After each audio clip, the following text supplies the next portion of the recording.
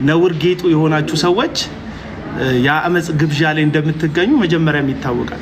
ስኬት የህዝብ ብዛት ከሆነ የቴዲ አፍሮን ያክል የሚሰበሰብለት ሰው የለም። ከዘማሪ የፈለከውን ዘማሪ ጥራ፣ ቴዲ አፍሮ ሰዎችን ሊሰበስብ ከሚችልበት አቅም በላይ የለህም። ቴዲ ካንተ የበለጠ ሰው ይሰበስባል። ቴዲ አፍሮ ከቴዲ ለማን ለማሸን ያንቺ ፍቅሬ ለማን ለማሸን ያንቺ ፍቅሬ በሚለው ዘፈን ውስጥ እግዚአብሔር መንፈስ ስላለ ነው የሚገኘው ህዝቡ አይደለም። ለዳንኪራ ለጭፈራ ካንተ የበለጠ ብዙ ሰው ቴዲ አፍሮ ይሰበስባል። እግዚአብሔርን ወደ መምሰል ጠጋ ስትሉ አመፀኞች ስር የሌላቸው ዛፎች እንደሆኑ የቆሙትም ደግሞ በሚያሰምጥ ድጥ ቦታ ላይ እንደሆነ ተመለከታቸዋላችሁ። ወደ እግዚአብሔር መቅደስ ወደ ህልውናው ስትገቡ ወደ ህልውናው ያልገባችሁ የዚህ ዓለም ቁስ ስኬት የሚመስላችሁ ሞኝ ሰዎች አይፎን 17 ሲከፈት ስኬት ይመስላችኋል። የሆነ መኪና መግዛት ድል ይመስላችኋል። ለምን የምትሰበኩት መድረክ ላይ የምትሰበኩባቸው ስብከቶች የክርስቶስ ኢየሱስን መስቀል የመስቀሉን ህይወት ኢየሱስ የከፈለልህን ነፃ ስጦታ ሰማያዊውን ዓለም ከመናፈቅ የበለጠ የዚህን ዓለም ቁሳቁስ የዚህን ዓለም ነገር እንድትናፍቅ የሚያደርግ ነው። አለቀ። ለዮኒ ማኛ ወንጌል ማለት ሀብታም ሆኛ ማለት ነው። እንደ ዩጩፋ ቪኢት መንጃ ነው ለሱ። እንደ ዩጩፋ ሚሊዮነር መሆኛ ነው። እንደ ዮናታን አክሊሉ አሜሪካና ካናዳ ቤት መግዣው ነው ወንጌል ለሱ።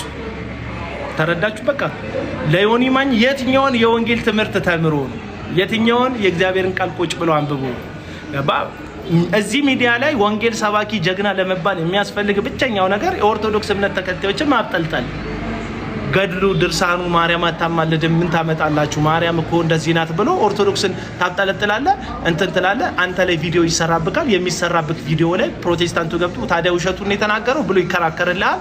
እንደ ጀግና እንደ ሰባኪ ትቆጠራለህ። አለቀ። ይሄ ነው ቀድም ያልነገርኳችሁ። ሀረሮች አይገኙም ብዬ አንዳንድ ቁጥር ጻፍ ውስጥ ሀረሮች እንደማይገኙ አልነገርኳችሁ? በቃ ምስክር ሀረሮች በቦታው አይገኙም። ለምን? አገልጋዩ የጽድቅ ቁመና ስለሌለው። እውነት እኮ ነው። ለምን አልተገኙም አትሉ? ሀረሮች ማስታወቂያ ተሰርቶባቸው ለምንድን ነው ሀረሮች ያልተገኙት? ሀረሮች ያልተገኙት የሀረር አማኑኤል ቤተክርስቲያን የዘማሪው አሁናዊ ህይወትም አመጽና ቅድስና የራቀው እንደሆነ ቤተክርስቲያን ታምናለች። አማኑኤል ቤተክርስቲያን ታምና ኢቭን የአማኑኤል ቤተክርስቲያን አባል ሆነ አገልጋይ ሆነ እዛ ቦታ ላይ የተገኘ ሰው እየተቃወምክ ያለው አቡና እንዳይመስል ቤተክርስቲያንህን።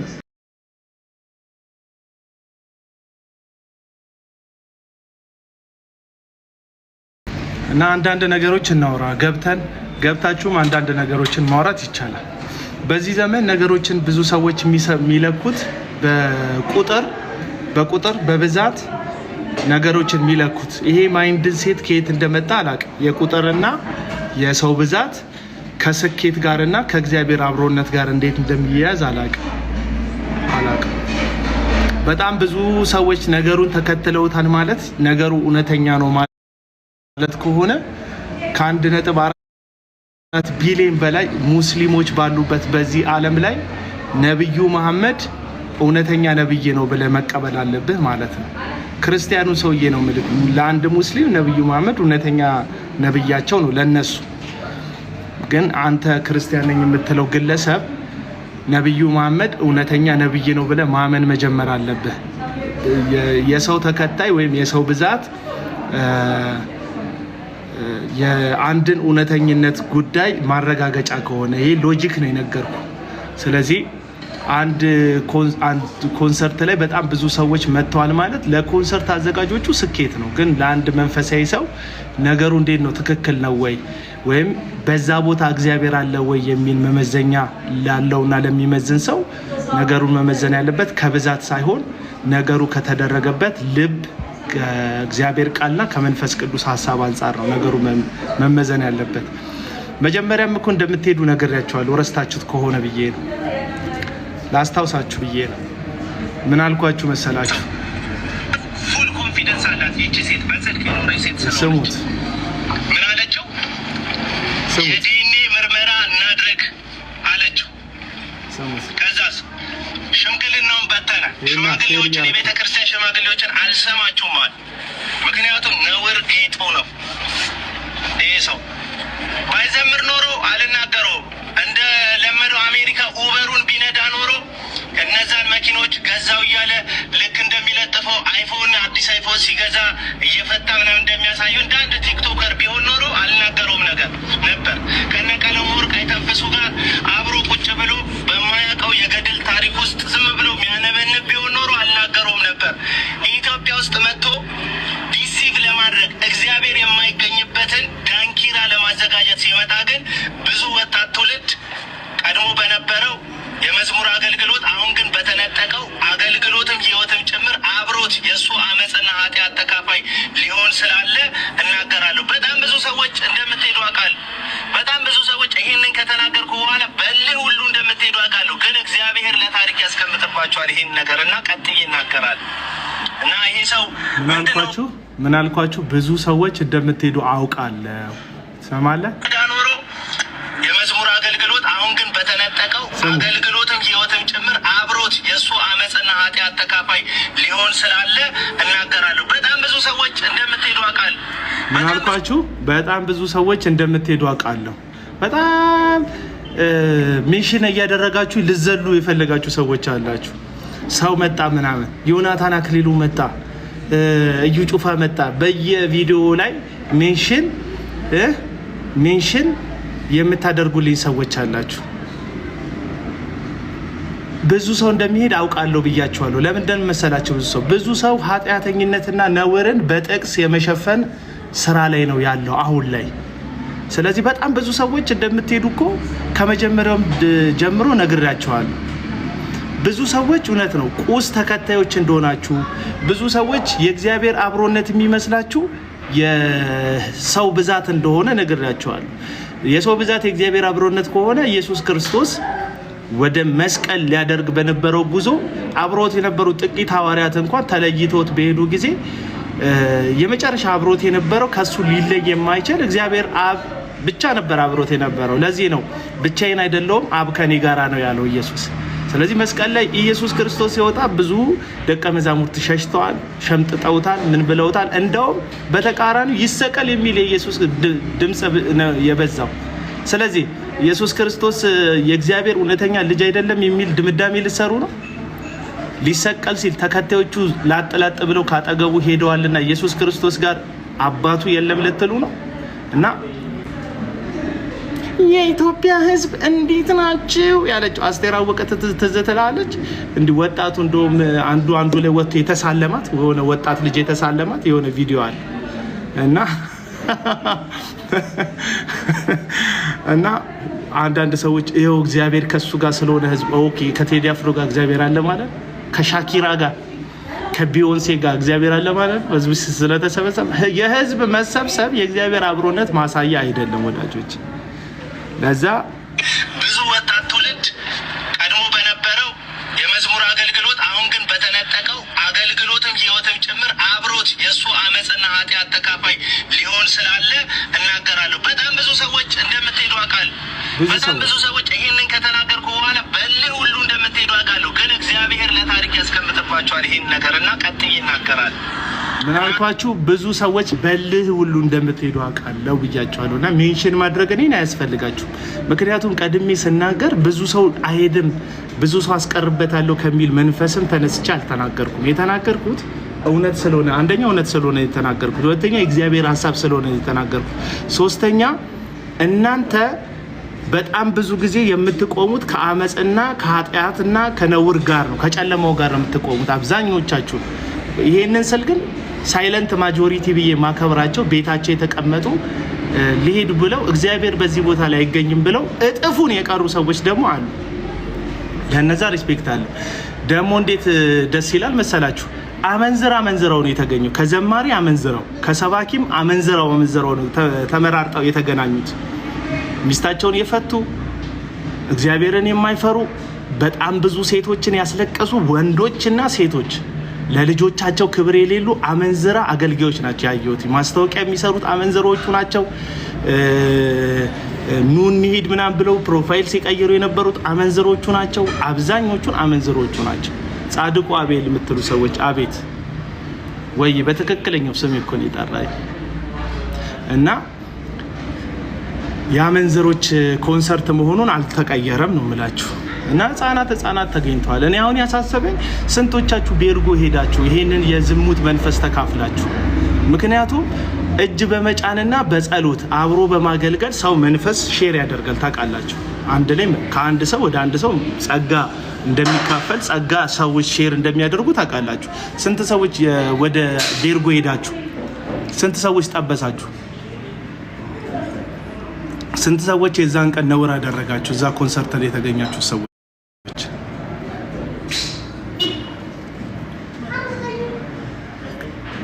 ስንት ሰዎች አመነዘራችሁ? ስንት ቲኔጀሮች አርግዛችሁ ገባችሁ? ስንት ዘማሪዎች ሚስቶቻችሁን የፈታችሁ ዘማሪዎች ስንት ሴት አስነወራችሁ? እዛ ፕሮግራም ላይ አገልጋይ የምትሉ ሚስቶቻችሁን የምትደበድቡ የምናውቃችሁ አገልጋዮች ሚስቶቻችሁን በጠረባ ምናምን የምትመቱ ሴቶችን ፌንት አሰርታችሁ በግሉኮስ የምታስተኙ እጃችሁን ሰብስባችሁ ህሳው የምትቀጠቅጡ እዛ ውስጥ በቪዲዮ ያየዋችሁ አገልጋዮች ሰባኪዎች ከማን ጋር ተኛችሁ? የዛን ቀን ከማን ጋር አመነዘራችሁ? የዛን ቀን። ስለዚህ መጀመሪያውንም በጣም ብዙ ሰዎች በቦታው ላይ ልትገኙ እንደምትችሉ በጣም ብዙ ሰዎች በዛ ቦታ ላይ ተገኝታችሁ እንደምትዘሉ ነግሬያችኋለሁ። ለምን ስላችሁ ነውረኛ አሁን አንድ ማስታወቂያ ሲሰራ የነበረ ቅርብ ጊዜ ትዳሩን የፈታ አንድ ዘማሪ አለ። በዚህ ሚዲያ ላይ የምታውቋት አንድ እህታችንን አስወልዶ ቅርብ ጊዜ ራሱ ፍርድ ቤት ክስ ያለበት እናውጣው ካላችሁ ማለት ነው። ክስ ያለ ፍርድ ቤት የተከሰሱ አንዱ ቅርብ ጊዜ ፍርድ ቤት 18,000 ብር ቻይልድ ሰፖርት እንዲከፍል የተደረገ ዘማሪ ነው። ስሙን ነግራቸዋለሁ። ውጥጥ ካለ እንደ ዳጊ አደገኛ ጻድቅ የሚጫወት ከሆነ ስሙን ነግራቸዋለሁ። አንዱ ደግሞ አሁን ድረስ ፍርድ ቤት እየተካሰሰ ያለ ሚስቱን ፈቶ ከአንዲት የቀድሞ የሮቦት አርት ሚኒስትሪ ጋለሞታ ሴት ጋር አብሮ የሚነውር ማለት ነው። ሚስት አለው፣ ልጅ አለው። ልጆቹና ሚስቱን ትቶ የሚነውር አሁንም ግን መድረክ ላይ ቆሞ የሚያገለግል ነውረኛ አለ። ስሙን ነግራቸዋለሁ። ማስረጃ አምጣ ይሉኛል። ምንም ማስረጃ ይምጡ፣ ሰዎቹ ይምጡና አላደረግም ይበሉ። ለምንድን ነው እንደዚህ የምትናገረው? በዛ የፕሮቴስታንት ውስጥ ያለው አመጽ በዛ፣ የወንጌላውያን መካከል ያለው አመጽ በዛ። በዚህ መካከል ላይ የኛ እግዚአብሔር ቅዱስ ነው። አዎ ቅዱስ ነው። እግዚአብሔር ቅዱስ ስለሆነ እናንተም ቅዱሳን ሁኑ የሚለው የእግዚአብሔር ቃል ነው። ትናንትና አንድ ጥቅስ ሼር አደረኩኝ እዚህ ቲክቶክ ላይ። ቆይ አንተ ምን አገባክ ይለኛል። ለምን አያገባኝ? አገልጋይ እኮ ፐብሊክ ፊገር ነው። ለምሳሌ ስለ አስካሉ፣ ስለ ፍሬ ህይወት ስለሆነች ሴት እዚህ ውስጥ ስላላችሁት ተራ ምእመን ታፕታፕ ከማድረግ የዘለለም ድርሻ ስለሌላችሁ ሰዎች እኮ አላወራሁም። ፐርሰናል ላይፋችሁ አይመለከተኝም። አንድ አገልጋይ ግን አገልጋይ ነኝ ካለ ፐብሊክ ፊገር ነው። ፐብሊክ ፊገር ከሆነ ደግሞ የመጽሐፍ ቅዱስ አስተማሪ ከሆነ የሁላችንም ምሳሌ መሆን ይጠበቅበታል። ምሳሌ ካልሆነ ይነገረዋል። እነዚህ ሰዎች ቸርች የላቸውም፣ የሚቀጣቸው ሰው የለም። ምክንያቱም የሚሄዱባቸው የሚዘሉባቸው የግል አዳራሾቹ ባለቤቶቹም ተመሳሳይ ህይወት ነው ያላቸው። ተመሳሳይ ህይወት ነው ያላቸው።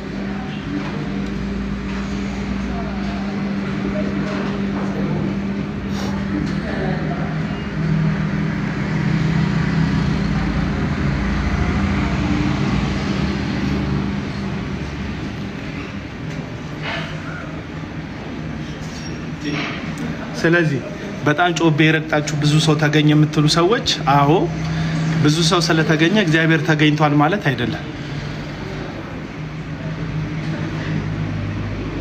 አሁን ቅርብ ጊዜ ከወራት በፊት አንዲት ሴትን ግሉኮስ እንድትሰካ አድርጎ የደበደበ አገልጋይ አይቼዋለሁ ሲቀራረጽ። እዛ ውስጥ ሚስቱን በጥፊ ደብድቦ በቦክስ የሚመታ አገልጋይ ማለት ነው። በቦክስ የሚመታ አገልጋይ ማለት ነው።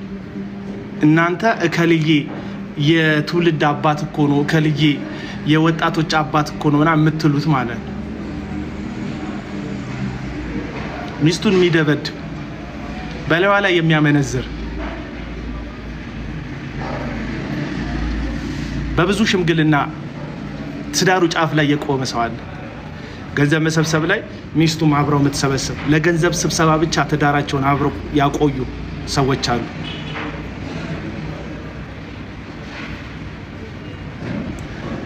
ይሄ ትውልድ እየነገርኳቸው ያለው ነገር ስለማይገባችሁ ነው አሁን ወደዚህ ጉዳይ የገባሁት። ስለዚህ ቅድስና ለእግዚአብሔር ብላችሁ ጻፉ እስቲ ወገኖች። ቅድስና ለእግዚአብሔር ጻፉልኝ እስቲ። ቅድስና ለእግዚአብሔር ኮፒ እያደረጋችሁ ቅድስና ለእግዚአብሔር ብላችሁ ጻፉልኝ።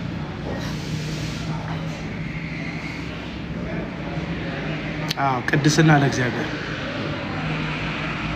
ለማነጽ አይደለም ማወራው፣ ለማፍረስ ነው። በነገራችን ላይ የቤተ ክርስቲያን አገልግሎት ሁለት ነው። ማነጽ ብቻ የሚመስላችሁ ሰዎች ማነጽ ብቻ አይደለም አገልግሎታችን፣ ማፍረስም አገልግሎት ነው። በእግዚአብሔር ሐሳብ ላይ ከፍ ያለን የሰው ዕውቀት፣ የሰውን ሐሳብ በእግዚአብሔር እቅድ ላይ በእግዚአብሔር ቅዱስ ሐሳብ ላይ ከፍ ያለውን የሰውን ሐሳብ እናፈርሳለን።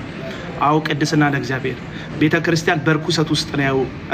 እርኩሰት ውስጥ ያሉ ሽማግሌዎች፣ እርኩሰት ውስጥ ያሉ አመንዝራ ፓስተሮች፣ አመንዝራ ነቢያቶች ናቸው መድረኩን የሞሉት የተቆጣጠሩት። እግዚአብሔር በአንደኛ ሳሙኤል መጽሐፍ ላይ በሴሎ በድንኳኑ በሚመለክበት ጊዜ ታቦቱ ባለበት የኤሊ ልጆች ያመነዝሩ ነበር። አፍኒስና ፊንሃስ ያመነዝሩ ነበር። እግዚአብሔር ፊት ነውር ያደርጉ ነበር። በመቅደሱ አካባቢ በድንኳኑ አካባቢ ሁሉ ከሴቶች ጋር ይገናኙ ነበር። እኚህ መቅደሱን እንዲያጥኑ የሌዋዊነት ስራ የተሰጣቸው እግዚአብሔርን እንዲያከብሩ ከህዝቡ ተለይተው ያሉ ሰዎች የኤሊ ልጆች እግዚአብሔርን ያሳዝኑ ነበር። እስራኤል በዛ ዘመን በፍልስጤም በተወረረች ጊዜ ሆ ብለው ወጡ እስራኤላውያን። ከዚህ በፊት ነግራቸዋለሁ። የእስራኤል ታሪክ ውስጥ ታቦት አለ ማለት እግዚአብሔር በመካከላቸው አለ ማለት ነው። ታቦት አለ ማለት ድል አለ ማለት ነው መካከላቸው ላይ። ታቦት አለ ማለት ኪዳን አለ ማለት ነው መካከላቸው ላይ። ታቦቱን ይዘው ወጡ፣ ኪዳኑን ይዘው ወጡ፣ እግዚአብሔር አለ ብለው እየጮሁ ወጡ። የዛን ጊዜ ፍልስጤማውያን ሄደው ሲገጥሟቸው ታቦቱ ተማረከ፣ ብዙ ሰው ሞተ፣ የኤሊ ልጆችም ተገደሉ። አንዳንድ ጊዜ የለመድከው ጩኸት አልቀረም ማለት የእግዚአብሔር መገኘት ቀጥሏል ማለት አይደለም። እግዚአብሔር ሳይገኝ ጩኸቶች ሊኖሩ ይችላሉ፣ እልልታዎች ሊኖሩ ይችላሉ። እግዚአብሔር በሌለበት ሰው እልል ማለት ይችላል? አዎ ይችላል። ምልክቱ ምንድን ነው? የኤሊ ልጆች ተሸክመው የወጡት ታቦትና የእስራኤሎች ድል መነሳት፣ መሸነፍ። እግዚአብሔር የሌለባቸውን ውጊያዎች እየገጠማችሁ ያላችሁ፣ ለእግዚአብሔር ሰው የወገናችሁ መስሏችሁ እግዚአብሔርን እየበደሉ ካሉ ሰዎች ጋር ቀኝ ሰጣችሁ ያላችሁ ሰዎች ጠላትነታችሁ አቤል አቡና ከሚባል አንድ ልጅ ጋር ሳይሆን ጠላትነታችሁ ቅድስናን ከሚወደው ከእግዚአብሔር ጋር አለቀ። የክርስቶስ ኢየሱስ ደም መቀለጃ አይደለም። ትናንትና ከጨለማና ከኃጢአት ህይወት የወጣ ነው መልሰን በኃጢአታችን ጸንተን እንድንኖር በእርኩሰታችን እንድንገፋበት ሳይሆን በቅድስና እግዚአብሔርን እንድናከብረው ነው። ለዚህ ነው እግዚአብሔር ሁልጊዜ በእስራኤል መካከል ሊያልፍ ሲል የእስራኤል ሰዎች ሆይ ተዘለሉ፣ እልፍ ብላችሁ ተቀመጡ፣ እግዚአብሔር በመካከላችሁ ያልፋልና ተቀደሱ፣ እርኩሱን ከመካከላችሁ አስወጡ ይላል እግዚአብሔር። ሁልጊዜ እግዚአብሔር ቅድስናን የሚወድ አምላክ ነው። ይህንን ሳወራ ብሉይ ኪዳን ብቻ እያወራው የሚመስለው ሰው አለ። በአዲስ ኪዳን ይልቁንም እግዚአብሔር የሰውን ልጅ መቅደሱ የመንፈሱ መኖሪያ ካደረገ በኋላ የበለጠ በጸጋ ጉልበት የቅድስናን ኃይልም ስለሰጠን ከኛ ቅድስና ኤክስፔክት ይደረጋል። በብሉይ ኪዳን እግዚአብሔር ከሰዎች ቅድስናን ኤክስፔክት ከሚያደርገው በላይ በአዲስ ኪዳን እግዚአብሔር ከሰዎች ቅድስናን ኤክስፔክት ያደርጋል። ለምን? ቲቶ መጽሐፍ ምዕራፍ 2 ቁጥር 11 ላይ ሰዎችን ሁሉ ዓለማዊ ምኞትን በቅድስና እንድትኖር ነው የተሰጠ። አገልጋይ አሁን አመጽ ያለው ምእመናን መካከል እንዳይመስል። እኔ በጣም ነው የማዝ ነው። በተለይ ደግሞ መድረክ ላይ የሚቆሙ አብዛኞቹን አገልጋዮች አይናቸው የቅንዝርና አይን ስለሆነ ያላቸው የእርኩሰት አይን ስለሆነ ያላቸው ባለፈው ነግሬያቸዋለሁ። የቄስ ልጅ እግዚአብሔር አጎቱ ይመስለዋል ይባላል፣ ተረት ነው። እግዚአብሔርን በጣም ስለሚወራ በቅዳሴው በምኑ በቤት ውስጥ እግዚአብሔር ስለሚወራ አባባል ነው። የቄስ ልጅ እግዚአብሔር አጎቱ ይመስለዋል፣ ሁሌ ስሙን ስለሚሰማ ማለት ነው። አገልጋዮች የአገልጋይ ልጆች በምድራችን ላይ በእርኩሰት እግዚአብሔርን እንደሚያስነውሩና እንደሚያሳዝኑ ይህች ምድር አመፅ እንደተሞላች የትም አመፅ አልተሞላ። ሰዎች የተገደሉበት አገር ሄደው ሰዎች ፖለቲካ ይሰራሉ። እግዚአብሔር አብሮት አለ ልትለኝ ነው? ዘይት ሻጩ እዩ ጩፋ ጋር ወለጋ ሲሄድ ያ ሁሉ ሰው ተሰብስቦለታል። ሲዳማ አዋሳ ሲሄድ ልዩ ኃይሎች አጅበውታል። እግዚአብሔር አብሮት አለ ማለት ነው። ኢየሱስ ከከተማችን ውጣልን ተብሏል መጽሐፍ ቅዱስ ላይ። ሄሎ እዛ ያልኩ ቦታ ነኝ፣ ያልኩ ቦታ ና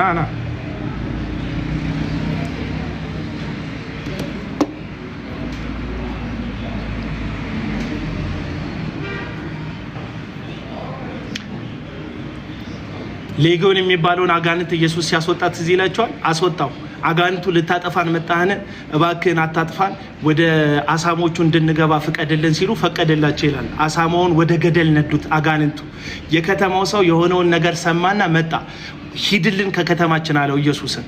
ኢየሱስ ከከተማችን ሂድልን ስለተባለ እግዚአብሔር ከሱ ጋር የለም? የመለኮት የባህሪ ልጅ አይደለም ኢየሱስ? ሂድልን ይባላል። እውነተኛ አገልጋይ የማይፈለግበት ደረጃ ይመጣል። እውነተኛ አገልጋይ ምስክሬ ኤርሚያስ ነው። ኤርሚያስ የሚባል ትንቢተ ኤርሚያስን የጻፈልን ሰው ማለት ከምዕራፍ 1 ጀምሮ እስከ መጨረሻ ድረስ የእግዚአብሔርን ቃል በትክክል አጥኑ።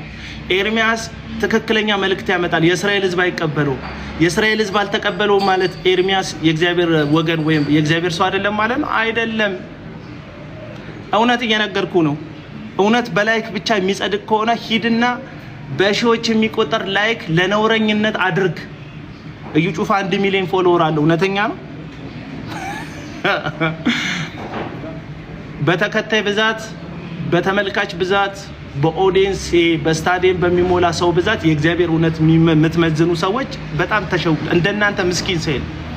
ለነገር እግዚአብሔር ሳይኖርክ ሚሊዮን ህዝብ ከሚያጅብህ ከእግዚአብሔር ጋር ብቻ መቀጠል ይሻላል።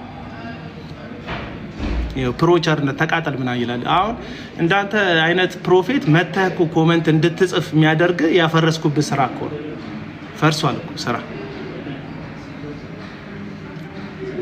ይሄ አንዳንድ ግለሰብ ተለጥፎ አቤል አቡና እንደዚህ ነው ምናምን አቤል አቡና የሚናገራቸው ሰዎች ተሳክቶላቸዋል ምናምን የሚሉ ሰዎች ሰምቻለሁ። አዎ ይሳካላቸው። ለምን አይሳካ? ከዚህ ዓለም ናቸውና ይሄ ዓለም የሚያስፈልጋቸውን ሁሉ ከሚያስፈልጋቸው በላይ ይሰጣቸዋል።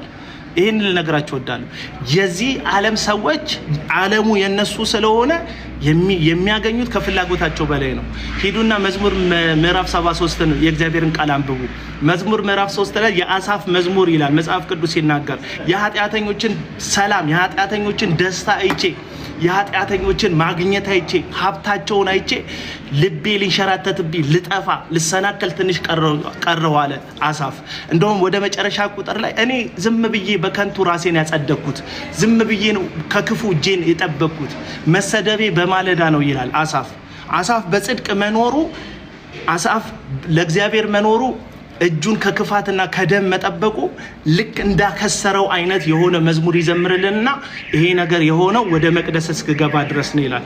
እውነቴን ልንገራችሁ፣ እዚህ ውስጥ ያላችሁ ሰዎች ወደ ጸሎትና ወደ ሪያሊቲውን ነው የምነግራችሁ።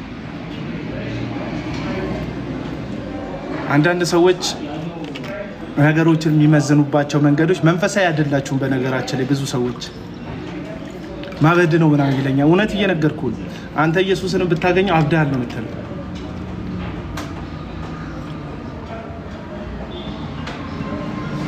ጉንፋን ይዞኛልና ቶሎ ቶሎ ጉሮሬ ይደርቃል።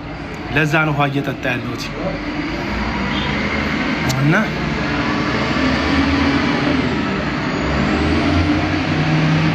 አንዳንድ ሰዎች ስኬት መስሏችሁ ልታሳዩ የምትችሉ ሰዎች ነገሩ ስኬት እንዳልሆነ ላሳያችሁ ነው ይሄን ነገር የምላችሁ። ቅድስና ለእግዚአብሔር፣ ቅድስና ለእግዚአብሔር።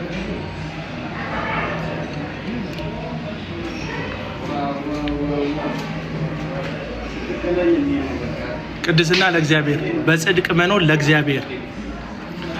አዲስ ኪዳን ምንም በጸጋ የምንኖረው ህይወት ቢሆንም ምንም በእግዚአብሔር ቸርነት የምንኖረው ህይወት ቢሆንም ከተከፈለልን ዋጋ አንጻር ከጨለማ ከድግድግ ጨለማ ወደሚደነቅ ብርሃን ከሞት ቀድሞ ከነበረን እርኩሰት ቀድሞ ከነበረን አመጽ ወደ ልጁ መንግስት ወደ በፍቅር ስንፈልስ የፈለስ ነው እግዚአብሔር ላይ እንደፈለግን ልንፋንንበት ሳይሆን በጽድቅ ለመኖር ነው።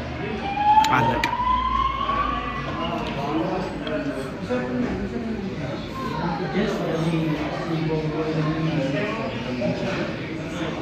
በጽድቅ ለመኖር ነው።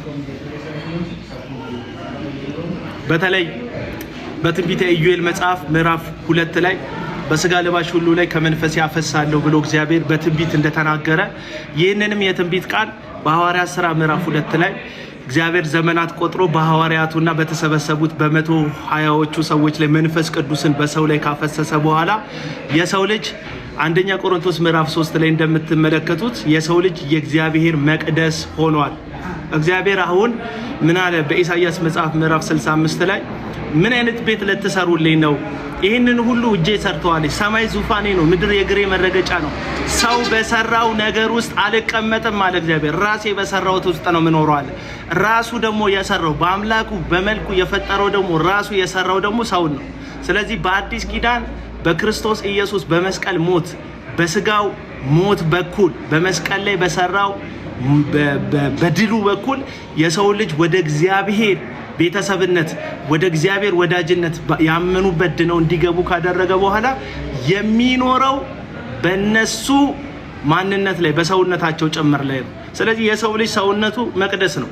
አሁን በጣም ብዙ ሰዎች የእግዚአብሔርን መቅደስ እያረከሱ ግን መድረክ ላይ ቆመው በሱፍ ተጆብነው አገልጋይ ይጫወታሉና እኔ ነፃነት ለሴቶቻችን ነው የምለው። ነፃነት ለሴቶቻችን በዘማሪዎች ያው ሴቶቹ ጥፋት የለባቸውም ንጹህ ናቸው እያልኩ አይደለም። በጣም ብዙ ሴቶች ገንዘብ ያታልላቸዋል፣ ዝና ያታልላቸዋል፣ መልክ ያታልላቸዋል፣ አገልጋይ የሚል ነገር ያታልላቸዋል እና ዲሲቭ ይደረጋሉ። ሴቶች በፍጥነት በጣም አይምሯቸውን ሰዎች ይቀጣጠሩባቸዋል። በጣም ታዋቂ አገልጋይ ስትሆን ፎቶ ከሚነሱ ሰዎች መካከል አብዛኞቹ ሴቶች ናቸው። እንወዳለን፣ እንባረካለን የሚሉ በሐሰተኞችም የመታለል ቴንደንሲያቸው የሴቶች ሰፊ ነው። ያው እንደምታውቁት ነው የመጽሐፍ ቅዱስ እውነት ሰይጣን ኤደን የገባው በባልየው በኩል ሳይሆን በሚስትየው በኩል። ይወል ብዙ ሴቶች ናቸው የሚጽፉት የወንድሞች ከሳሽ ምናምን የሚሉት ሴቶቹ ናቸው። እኚህ አብዛኞቹ ሴቶች እንደዚህ የሚሉት ወይ ወረፋ የያዙ ናቸው አንሶላ ለመጋፈፍ አሊያም ደግሞ ከአልጋ ገጸ በረከት የቀመሱ ናቸው። ከአንዱ ሴሰኛ አገልጋይ ጋር የተኙ ናቸው እንጂ ሰው ስለ ጽድቅና ስለ ቅድስና ሲወራ ሰው ስለ ቅድስናና ስለ ጽድቅ ሲወራ ውስጥሽ ሪጀክት እያደረገ አመጽን ለመደገፍ ቀኝሽን የምትሰጪ ከሆነ ቼክ አድርጌ ራስሽ። አብዛኞቹን አገልጋዮቻችሁ ከወገብ በታች ኤቲስቶች ናቸው፣ ከወገብ በላይ ናቸው። ጴንጤ ጉሮሯቸው ጴንጤ ነው፣ ስብከታቸው ጴንጤ ነው። ከወገብ በታች ግን ኤቲስት ናቸው አብዛኞቹ። እግዚአብሔር መኖሩን ራሱ አያምን። ደስ አይልም እንዴ? እኔ በኮሜንት ሴክሽን ላይ የሚናደዱ ሰዎች ሳይ ስብከቱ ትክክለኛው ቦታ ላይ እንደደረሰ ማረጋገጫ አንዱ የሚናደዱ ሰዎች ናቸው። ቅድስና ለእግዚአብሔር ብላችሁ ጻፉ ወገኖች፣ እየጻፋችሁ ያላችሁ ቴንክ። ቅድስና ለእግዚአብሔር። ያለ ቅድስና እግዚአብሔርን ደስ ልናሰኝ አንችልም። መጽሐፍ ቅዱስ ነው የሚለው። ያለ ቅድስና እግዚአብሔርን ደስ ልናሰኘው አንችልም። እኔ አይደለም ያልኩት፣ የእግዚአብሔር ቃል ነው የሚለው። የፈለከውን ኮንሰርት ብታዘጋጅ ኮንሰርት ከኮሰረት የተሻለ ግብ የለውም። በጣም የሚዘሉ ላብላብ ብሏቸው የሚሄዱ ከዝላዩ በኋላ ተቃራኒ ጾታ እየያዙ መሽታ ቤት የሚቀጥሉ ያለፈው ጌታ ባንተ ነው ካሉ በኋላ ነይ ማታ ማታ በሚል ዘፈን የሚቀጥሉ የእግዚአብሔር ቃል መሰረት የሌላቸው ስር የሌላቸው ሰዎች ሰብስበ ስላዘለልክ ሚስቶቻቸውን የሚደበድቡ ሰው ግሉኮስ እስኪሰካ ድረስ ፌንት የሚያሰሩ ቤተክርስቲያን ውስጥ የሚያገለግሉበት ቤተክርስቲያን ውስጥ የሰው ልጅ ቀጥቅጠው ደም አፍስሰው መሬቱን ደም በደም የሚያደርጉ ነውረኛ አገልጋዮች ፊት ለፊት ስለተገኙልህ ነገርየው ተሳክቷል ወይም እግዚአብሔር በዛ ጉዳይ ውስጥ አለ ማለት አይደለም። አንዳንድ ወጠጤ ደግሞ እዚህ ቲክቶከሮች ድራማ ስለሰሩ ኮመንት ሴክሽን ላይ ነውረኛ እግዚአብሔርን የማያውቁ የጽድቅ ቁመና የሌላቸው ሰዎች ኮመንት ሴክሽን ላይ ስለተሳደቡልህ እግዚአብሔር ካንተ ጋር ነው ማለት አይደለም። እግዚአብሔር ካንተ ጋር ነው ማለት አይደለም።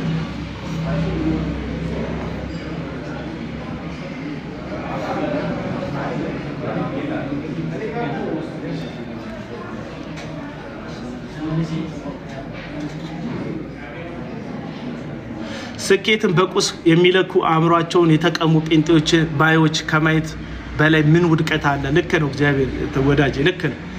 ምንም ውድቀት የለም። ቅድስና ለእግዚአብሔር።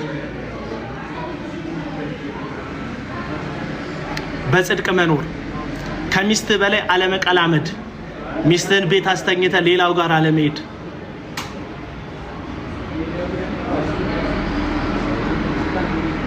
የንሞካከር ዘመን ሰዎች እቺንም ፋቅ እንደፈጣን ሎተሪ ጠጅ ቤት አግዳሚ ወንበር ላይ ሎተሪ አዟሪው እና ብለው እስቲ ፈጣን ስጠኝ እያለ እየፋቀ እድል እንደሌለው ያረጋገጠውን እያስቀመጠ ሌላ ስጠኝ እያለ እንደሚቀጥል ደጋግሞ እንደሚፍቅ ፈጣን ሎተሪ እንደሚፍቅ እንደ አንዳንድ ፈጣን ሎተሪ ፋቂ በላጤነት ሰሞኑን አንድ ዘማሪ ነኝ የሚል ሰው ኢንተርቪው ተደርጎ ነበርና ለምንድን ነው የእግዚአብሔር ጊዜ እንዴት እንደሚዘጉ እንዴት እንደሚያስጠሉ ውሸታቸውን እንደሆነ ለሚያቅሰው ማለት ነው። እስካሁን ለምን አላገባም እንደውም እከሌ እኮ አላገባም እየተባለ ነው ምናምን ተብሎ ሲጠይቁ የእግዚአብሔርን ጊዜ ልጠብቅ ብዬ ነው። መንፈሳዊ ነው የሚመስሉት። ሱፉ መንፈሳዊ ነው የሚያስመስላቸው፣ ከረባቱ መንፈሳዊ ነው የሚያስመስላቸው። ውስጣቸው ግን ልክ በምስጥ ተበልቶ ላዩን ያለ የሚመስል ውስጡን ተቦርቦሮ እንዳለቀ ትልቅዬ ዋርካ መከራ ቢደገፋቸው ተቃውሞ ቢደገፋቸው አይቀጥሉም። አሁን ለምሳሌ እኔ አቤል አቡና እንደምታየው ነው። ለምን ብቻዬን አልቀርም? የያዝኩትን እውነት ማንም ሰው እንደማያስጠለኝ እያየው ነው። ጊዜ እየሄደ እየተሳደብክ ነው፣ ቀጥላል። ስም እየለጠፍክ ነው፣ ቀጥላል። እውነቴ ግን ያሸንፋል። ምክንያቱም ይሄ ሁሉ ሰው የሚያንጫጫው እውነት ስለማልናገር አይደለም። አንዳንዶች ሰውን ጠልተ ነው ያልከው አንተ ነህ የምትጠላው። ሰው እየጠፋ እያለ ጥፋቱን ስፖንሰር የምታደርግ ሰውዬ አንተ ነህ ሰው የምትጠላው። ሰው እንዲመለስ መጽሐፍ ሕዝቅኤል መጽሐፍ ምዕራፍ 3 ቁጥር 16 ላይ ኃጢአተኛ በኃጢአቱ እየሄደ ባትነግረው ደሙን ካንተ ጠይቃል ይላል መጽሐፍ ቅዱስ። ኃጢአተኛው በኃጢአቱ እየሄደ ባትነግረው ደሙን ካንተ ፈልጋል። ኃጢአተኛው በኃጢአቱ እየሄደ ብትነግረውና ቢመለስ ደሙን ከሱም ካንተም አልፈልግም አለ እግዚአብሔር። ኃጢአተኛው በኃጢአቱ እየሄደ ብትነግረውና ባይመለስ ደሙን ከራሱ ጠይቃለሁ። ሶስት ነገር ይነግረናል ሕዝቅኤል መጽሐፍ ምዕራፍ 3። የመጀመሪያው ኃጢአተኛውን መናገር። መጽሐፍ ቅዱስ ኃጢአተኛውን የሚገስጸው ሞገስን ይቀበላል ይላል። አየህ፣ በሞገስ የቀጠልኩት ንግግሬ የሚከብድክ በየኮመንቱ አቡና እያልክ ኮመንት የምትጽፈው በሌለውበት ቪዲዮ ሁሉ አቡና እያልክ ኮመንት የምትጽፈው የጽድቅ ተጽዕኖ ስላመጣውብህ ነው። እውነት ስለመናገር ነው። አለቀ በቃ። እንደ አንድ ተራ ቲክቶከር ብቻ ብታይ ኖሮ አትንጨረጨርም ነበር፣ አትጋጋጥም ነበር። ያው ኃጢአተኛው በኃጢአቱ እየሄደ ባትነግረው ኃጢአቱን ደሙን ካንተ ጠይቃለሁ። አመፀኛ በአመፁ እየሄደ መናገር ልክ አይደለም ማለት መጽሐፍ ቅዱሳዊ ነው። መሰረቴ ባይብል ነው እያልኩ ነው። አይ መሰረተ ባይብል አይደለም የምትለኝ አንተ ከእናንተ ኃጢአት የሌለበት ይውገራት። ኢየሱስ ከኃጢአቷ ጋር ተባብሮ ነው እንዴ? ከአመፃ ጋር ተባብሮ ነው?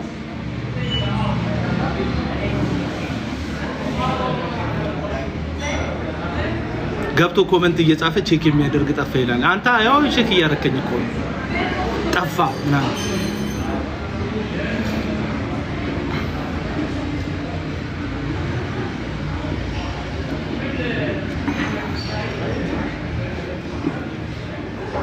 ኃጢአተኛውን የሚገስጽ ሞገስን ከእግዚአብሔር ይቀበላል። ይቺ ዓለም የወደደቻቸው እኔ አሁን እያየሁ ነው። እዩ ጩፋ ጋር ሂድና ተመልከት። ኮመንት ሴክሽኑ ላይ በጣታቸው የሚፈርሙ እንደሆነ የሚያስታውቁ ሰዎች የልብ ቅርጽ ይሰጡታል። ተናድጄ ይመስላል። ሪያሊቲው ነው የምነግርህ። ለምንድን ነው ሰዎች ኮመንት ሴክሽን ላይ የማይቃወሙት?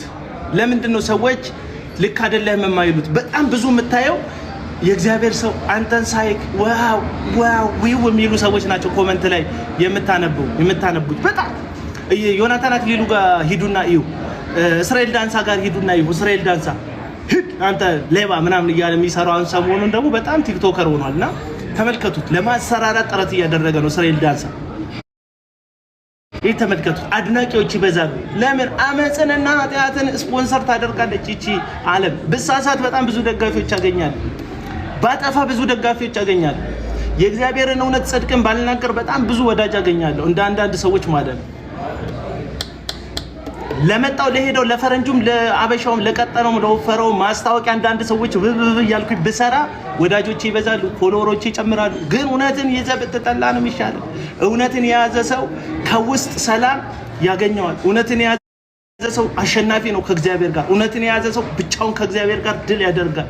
እውነትን የያዘ ሰው እግዚአብሔር ነው ሸላሚው፣ እግዚአብሔር ነው አመስጋኙ።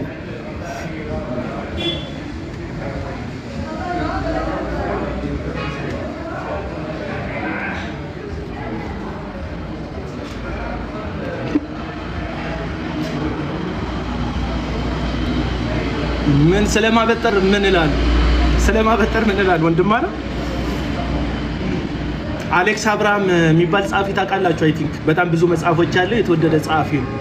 አሌክስ አብርሃም በጽሁፍ አቅርቦታልና ማበጠር የሚለውን ቃል እሱ የሚያውቀው ሰይጣን እንደ ስንዴ ሊያበጥራችሁ ለመነ፣ እኔ ግን ስለናንተ ጠየቀ፣ እኔ ግን ስለናንተ ማለድኩ ወይም ጸለይኩኝ ያለበትን ኢየሱስ የተናገረበትን ጥቅስ አንጥቶ በኒዶ እንደዚህ ጣት ባላቸው ማበጠሪያዎች ጸጉሩን ወደ ላይ ያበጠረ እስራኤል ዳንሳ ተመልክታችሁታል አይደል? ሰይጣን ሊያበጠረን ፈለገ አለ። ቃሉ የሚለው እንደዛ አይደለም። ቃሉ ማበጠር የሚለውን ቃል ለሁለት ትርጉም ይጠቀምበታል አሌክስ አብርሃም እንደጻፈው። የመጀመሪያው ማበጠር ማለት ማንጓለል፣ ስንዴውን ከግርድፉ መለየት ወይም ስንዴውን ከእንክርዳዱ የሚለዩበት እናቶች ሰፌድ ላይ አድርገውት ወደ ላይ ያደረጉ የማይጠቅመውን የሚያስወግዱበት፣ የሚያንጓልሉበት፣ የሚያጣሩበት መንገድ ማለት ነው። ማበጠር መፈተንን፣ መለየትን፣ የማያስፈልገውን መጣልን የሚያሳየ ነገር ነው። ለማስወገድ እናንተን ሊያስወግዳችሁ ሰይጣን እንደ ስንዴ ሊያበጠራችሁ የምትጠቅሙን ዓለም የማትጠቅሙ እንደሆናችሁ ሊያደርግ ይሄ ነው ሰይጣን እያለ አበጠሮ ሊያስወግዳችሁ ነበር። እኔ ግን ስለእናንተ ጸለይኩ አለ ኢየሱስ። ይሄ የመጀመሪያው የማበጠር ትርጉም ነው። ማበጠር። ሁለተኛው ማበጠር ጸጉርን ማስተካከል፣ የተንጨባረረ የተሸፈነ የተቆጣጠረ ጸጉርን ማስተካከል፣ ማስዋብ፣ ቅርጽ እንዲይዝ ማድረግ ወይም ለመልክ ለአይን እንዲስብ ማድረግ ማለት ነው። ሁለተኛው ማበጠር ትርጉም የማበጠር ትርጉም እና ሁለተኛውን ትርጉም ነው የተረዳው እስራኤል ዳንሳ። ሰይጣን ምን ሊያደርጋችሁ? ሊያበጠር፣ ሊያስውባችሁ፣ ያልተስተካከለውን ነገራችሁን ቆንጆ ሊያደርግላችሁ ለመነ። እኔ ግን ኖ ተንጨባረው ይቅሩ፣ አይዋቡ፣ እንደዚሁ ነው የሚሻለው፣ ሲንጨባረር ጸጉራቸው ሲቆጣጠር ነው የሚሻለው ብዬ ጸለይኩላችሁ የሚል አይነትን ትርጉም ነው የሰጠው። ይሄንን ነው አሌክስ አብርሃም የጻፈው። በተቃራኒው ሰይጣን አበጥሮ ሊጥላችሁ ሊያስወግዳችሁ ፈለገ፣ እኔ ግን ጸለይኩ ነው ያለው ኢየሱስ። እንትና ሲተረጉሞ ግን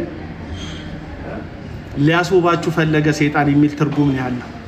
እና የእግዚአብሔርን ቃል በዚህ ያክል ደረጃ የሚያጣሙ ሰሞኑን አንድ ነብይ አይታችኋል። አብይ በ2017 ይሞታል ብሎ ተናገረና 2017ም አልፎ 2018 መጣ።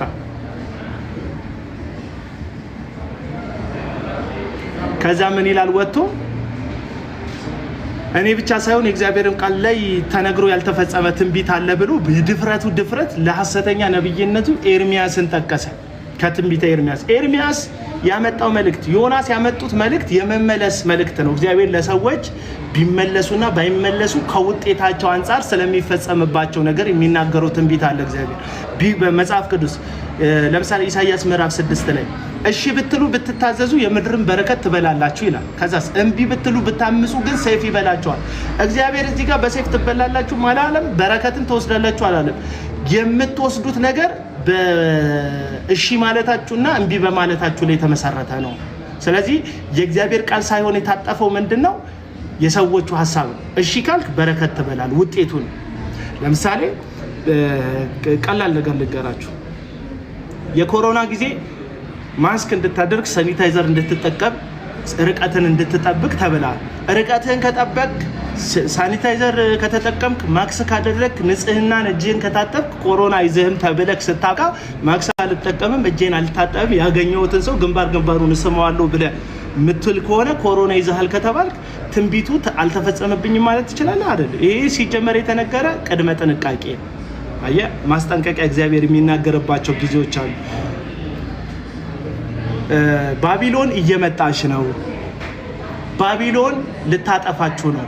ከኔ ጋር ከታረቃችሁ፣ ወደ ህጉ ከተመለሳችሁ፣ የእግዚአብሔርን ቃል ካደመጣችሁ እኔ እግዚአብሔር ከታረቅኳችሁ አስመልጣችኋለሁ፣ አድናችኋለሁ፣ ታደጋችኋለሁ። በዚሁ ኃጢአታችሁ ከቀጠላችሁ ግን ምን ትላለች? ትወድቃላችሁ አለ እግዚአብሔር። ከዛስ እስራኤል በኃጢአቷ ቀጠለች። ምን አሉ? በባቢሎን ተላልፎ ተሰጡ። ስለዚህ እግዚአብሔር የተናገረው ቃል ሳይሆን የታጠፈው ሰዎቹ ባደረጉት ውሳኔ ምክንያት የመጣባቸውን እጣ ነው መጽሐፍ ቅዱስ የተናገረው። ዮናስም እንደዚሁ ነው። ዮናስን ምን አለው? ለነነዌ ህዝብ ንገረው፣ የንስሐ ድምፅ ንገረው። እግዚአብሔር አዝኖባችኋል፣ ንስሐ ግቡ፣ እግዚአብሔር ይገለበጣታል። ንስሐ ካልገባችሁ ነነዌ ትገለበጣለች አለ። ስለዚህ ነነዌ የምትገለበጠው ንስሐ ካልገቡ እንጂ ንስሐ ከገቡ እንደማትገለበጥ እግዚአብሔር ስለነገረው ነው። ለዮናስ እንዲገለበጡ ስለፈለገ ትንቢቱን አልነግራቸውም ብሎ ነነዌ መሄድን ትቶ ወደ ሌላ ቦታ መንገድ የቀየረው ማለት ነው። ሶ እግዚአብሔር የተናገረው ትንቢት አልተፈጸመም የሚል አይነት ደረቅ ክርክር መከራከር አያስፈልግም። አንተ ሐሰተኛ ነብይ ነህ። ስለ አብይ መሞት መስሎክ ተናግረሃል። ምክንያቱም ሐሰተኛ ነብይ የህዝቡን ድምጽ እንጂ የሚያገለግሉት የእግዚአብሔርን ድምጽ አይደለም፣ የሰይጣንን ድምጽ እንጂ የሚያገለግሉት የእግዚአብሔርን ድምጽ አይደለም። አለቀ። ተርሴስ ልክ ነው፣ ወደ ተርሴስ ሄደ። ስለዚህ ነብዩ የዛን ሰሞን በጣም አብይ ላይ ተቃውሞ ነበር። ጠቅላይ ሚኒስትር ዶክተር አብይ ላይ ተቃውሞ ሲያይ ሰውየው ምን አለ? የራሱን ድምጽ ፈጠረ፣ ህዝቡን ለማስደሰት ማለት ነው። ስለዚህ ወጣና ጠቅላይ ሚኒስትር አብይ ህዝቡን ስላሳዘንክ፣ ህዝቡም ስለተቆጣ፣ ትንቢቱን ስሙት፣ ህዝቡ ስለተቆጣ እግዚአብሔርም ካልተም እንትን አደርግሃለሁ፣ እገለብጠዋለሁ፣ በ2017 አነሳዋለሁ፣ በሌላ ተካዋለሁ አለ።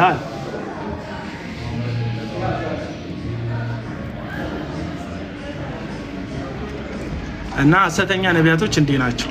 ወደ ሐሳቤ ልመለስ፣ ወደ አመፀኛው ህዝብ።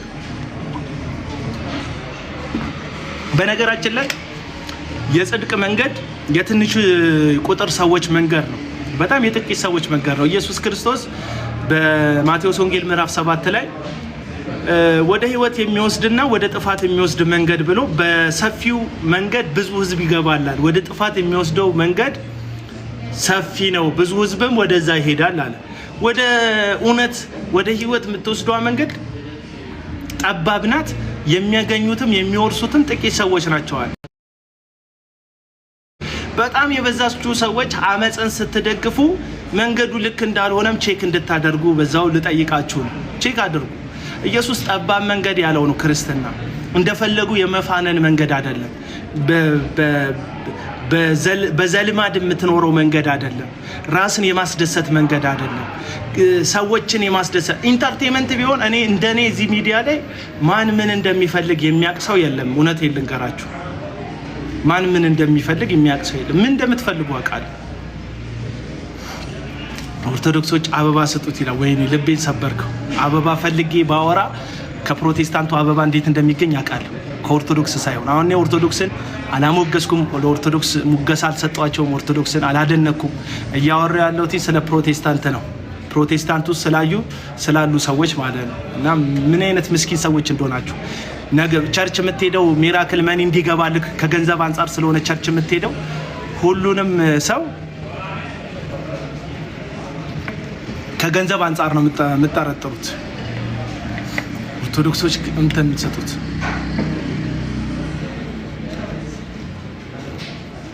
እና አንድ ደግሞ አለች ሺብሬ ደግሞ አለች አይቅርብኝ ደግሞ አለች። እኔንም በእናትህ ተናገሪ። ምን ብለን ምናገር? አሁን ለምሳሌ ዮኒ ማኛ የሚባል አንድ ግለሰብ አለ። ፖለቲካው የከሰረበት፣ ማህበራዊ ግንኙነቱ የከሰረበት፣ እዚህ አሁን ሶሻል ሚዲያ ላይ አለኝ የሚለውን ተጽዕኖ ያክል ማንም ሰው የማይሰማው አንድ ተራ ቲክቶከር አለ። እና ይሄ ተራ ቲክቶከር ምን ይላል? አንተ የተናገርካቸው ሰዎች ሁሉ ጥሩ ቦታ ነው ያሉት ይላል።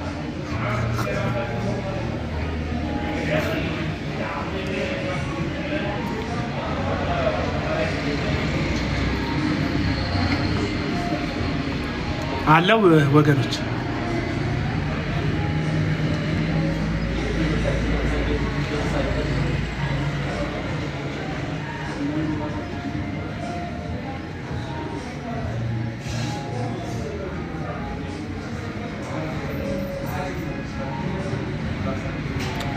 አይ ቲንክ አሁን የመጣሁት እና አንድ ተራ ቲክቶከር ማንም ሰው የማይሰማው ከቁብ የማይቆጥር አንድ ተራ ቲክቶከር አለና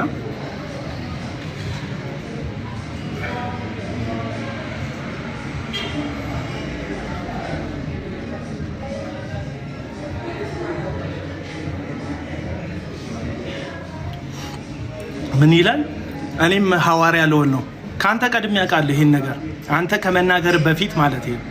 ዮኒ ማኛ አካሄዱን መሰላችሁ በጣም ብዙ ፕሮቴስታንቶችን በማስደሰት አካባቢ ላይ ብርቱካን የምትባለው ሴትዮ ቃል የገባችለት ና በእናትህ የእንትኑ ይሄ የፕሮቴስታንቱ ይሄ ጭስ አልባው ኢንዱስትሪ ዝም ብለህ ቸርች ብትከፍት ታዋቂ ስለሆንክ ሰዎች አንተ ጋር ይመጣሉ፣ ሸቀል ታደርጋለህ ብለዋለች። እና አሁን እቅዳቸው ይሄ ነው። ዮኒ ማኛ በቃ በተቻለው መጠን አማራጩን አይቶ ይሄ የፕሮቴስታንቱ ዓለም ፕሮቴስታንቱ ህዝብ ልክ እንደ ሆላንድ ላም በጣም እንትን የሚሰጥ ነው፣ ወተት የሚሰጥ ነው። የሆላንድ ላም ነው አሉ ብዙ ወተት የምትሰጠው የሆላንድ ላም ናት አሉ። እንግዲህ ከብት የምታረቡ ሰዎች ነው እሱን የምታውቁትና ከብቶችን የምትነዱ ሰዎች ናቸው ይሄን የምታውቁት። እና የፕሮቴስታንቱ ዓለም በደንብ ስለሚታለብል የሆነ ቸርች ነገር ትቀልሳለህ፣ ከዛ በቃ ማያቋርጥ ገቢ ይኖራል ተብሎ ነው ወደ ፕሮቴስታንት የመጣው። እና አሁን እኔ ስቃወመው በጣም ጥሩ ነገር የሚያገኝ አይነት ነገር እንደሆነ ነው የሚሰማው። ዮኒ ማኛ ቁሳቁሳዊ ነው፣ መንፈሳዊም አይደለም። ይኸውላችሁ ወዳጆች አፍተር ኦል እኛ እኮ ኢየሱስን የተከተልነው መኪና እንዲሰጠን፣ ቤት እንዲሰጠን፣ ንብረት እንዲሰጠን አይደለም። የተከተልነው የዘላለም ህይወት ለማግኘት ነው። እኛ ሁሉን ጥለን ተከተልንህ አሉት ሐዋርያቱ። እዛ ምንድነው ትርፋችን ብለው ሲጠይቁት በሰማይ የዘላለም ህይወት በምድር 100 እጥፍ አሏል። እቺ 100 እጥፍ በምድር የምትለዋ ቃል ለአንዳንድ ምንድነው የምትልክልኝ? ሰላም ላንተ። አይ ትናንትና ስላሸነፉ ደስ ብሎኛል። በቃ የአንተን ድምፅ ሰምተው ብዙ ፔንቶች ቀርተዋል። አዳራሹ ባዶ ሆኗል። ሁለተኛ ነገር ደግሞ ምነገር ምንድነው ዳጊ የትኛው ቸርች ናት በሄድ ኦፊስ ሆና ያንን ፕሮግራም እንዲያዘጋጅ የፈቀደችለት? ማን? ስለዚህ እኔ አሸናፊ ሆናል። ጓደኛዬ ይመች። እሺ ይመቻት። አሁን የደሜን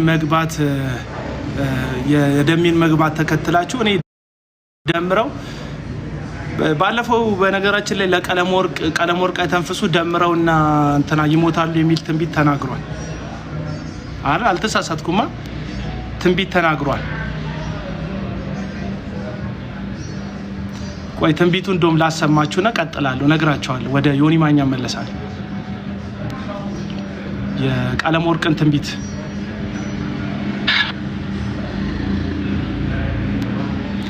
እነ ደሜን ትሞታላችሁ ጌታ መጨረሻችሁ ነው ብሎኛል ይላል ቀለም ወርቅ አይተንፍሱ። አይ ቲንክ ታግ የተደረኩበት ቪዲዮ አለና እሱን ላውጣ።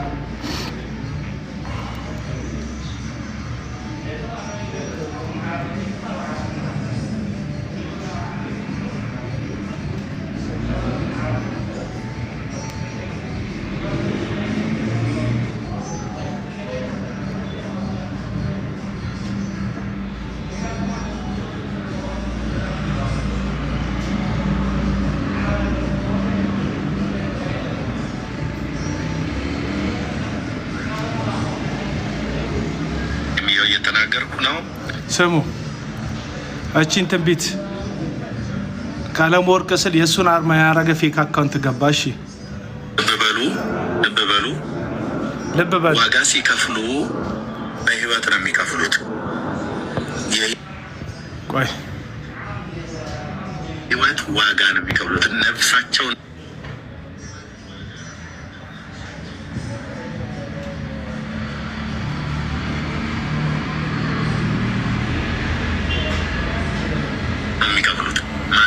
ያው እየተና ይሄንን ሰምታችሁታላ። ትንቢቱ ምን ይላል መሰላችሁ? የሞት እንትን ዋጋ ነው የሚከፍሉት፣ በሞት ነው የሚነሱት ይለና መጨረሻ ላይ የሚለውን ትሰሙታላችሁ ትንቢቱ ላይ። እግዚአብሔር ግን ይህንን ነገር እንዳይሆንባቸው እጸልይላቸዋለሁ ይላል። በጣም የተካኑ አጭበርባሪ ሰዎች በፕሮቴስታንቱ ዓለም ላይ ሁለት ነገር ነው የሚነግሯችሁ። አንደኛ እንደምትሞቱ ይነግሯቸዋል። ሁለተኛ እንዳትሞቱ እንደሚጸልዩላችሁ ይነግሯቸዋል። ከዛ ከሞታችሁ ትንቢታቸው እንደተፈጸመ ምን ብያችሁ ነበር ብለው ይመጣሉ። ካልሞታችሁ ደግሞ ምን ይላሉ? እኔ ስለጸለይኩላችሁ ነው፣ ስለጸለይኩላቸው ነው እግዚአብሔር ያለፋቸው ይቅር ያላቸው። ስለዚህ እነዚህ ሰዎች ልክ እንደ እዚህ ኳስ ላይ ቁማር እንደሚጫወቱ ሰዎች ደብል ቻንስ ይዘው ነው የሚጫወቱት። ደብል ቻንስ ይባላል። እና ይቺ ደብል ቻንስ ትንቢት አይደለች። እግዚአብሔር ከተናገረ ይነግራል። በቃ ጉዳዩ ይፈጸማል። አለቀ። በቃ አለቀ። እዚህ ወይ እግዚአብሔር አልተናገረ ወይ ደግሞ በቃ ነብይ ስለሚያጫውትክ ነው። ያው የተረጋገጠ ሁለት ጸጋ ስጦታ አለኝ ይላል ቀለም ወርቅ ተንፍሶ። አንዱ ወንጌላዊ ነኝ ነው የሚለው፣ የቲክቶክ ወንጌላዊ ነው። እዚህ ቲክቶክ ከሌለ ወንጌል ማሰራጨት አይችልም። ምክንያቱም በእግሩ እየሄደ ወንጌል ሲሰብክ አይተነው አናውቅ። ሁለተኛው የነብይነት ስጦታ አለኝ ነው የሚለው። እሱን ደግሞ በቃ አንዳንድ ጊዜ ለምስኪን ሰዎች ትሞታላችሁ እያለ ነው የሚተነብየው። ምን ነው ስለ ዮናታን አክሊሉ ስለ መስፍን በሹ ሐሰተኝነት እግዚአብሔር አልነገረ። ደግሞ በጣም የሚያሳዝነው በህልሙ ራሱ የሚያየው ሐሰተኛ ነቢያቶች እውነተኛ እንደሆኑ ነው የሚገለጥለት ይሄ ግለሰብ ማለት ነው። ስለዚህ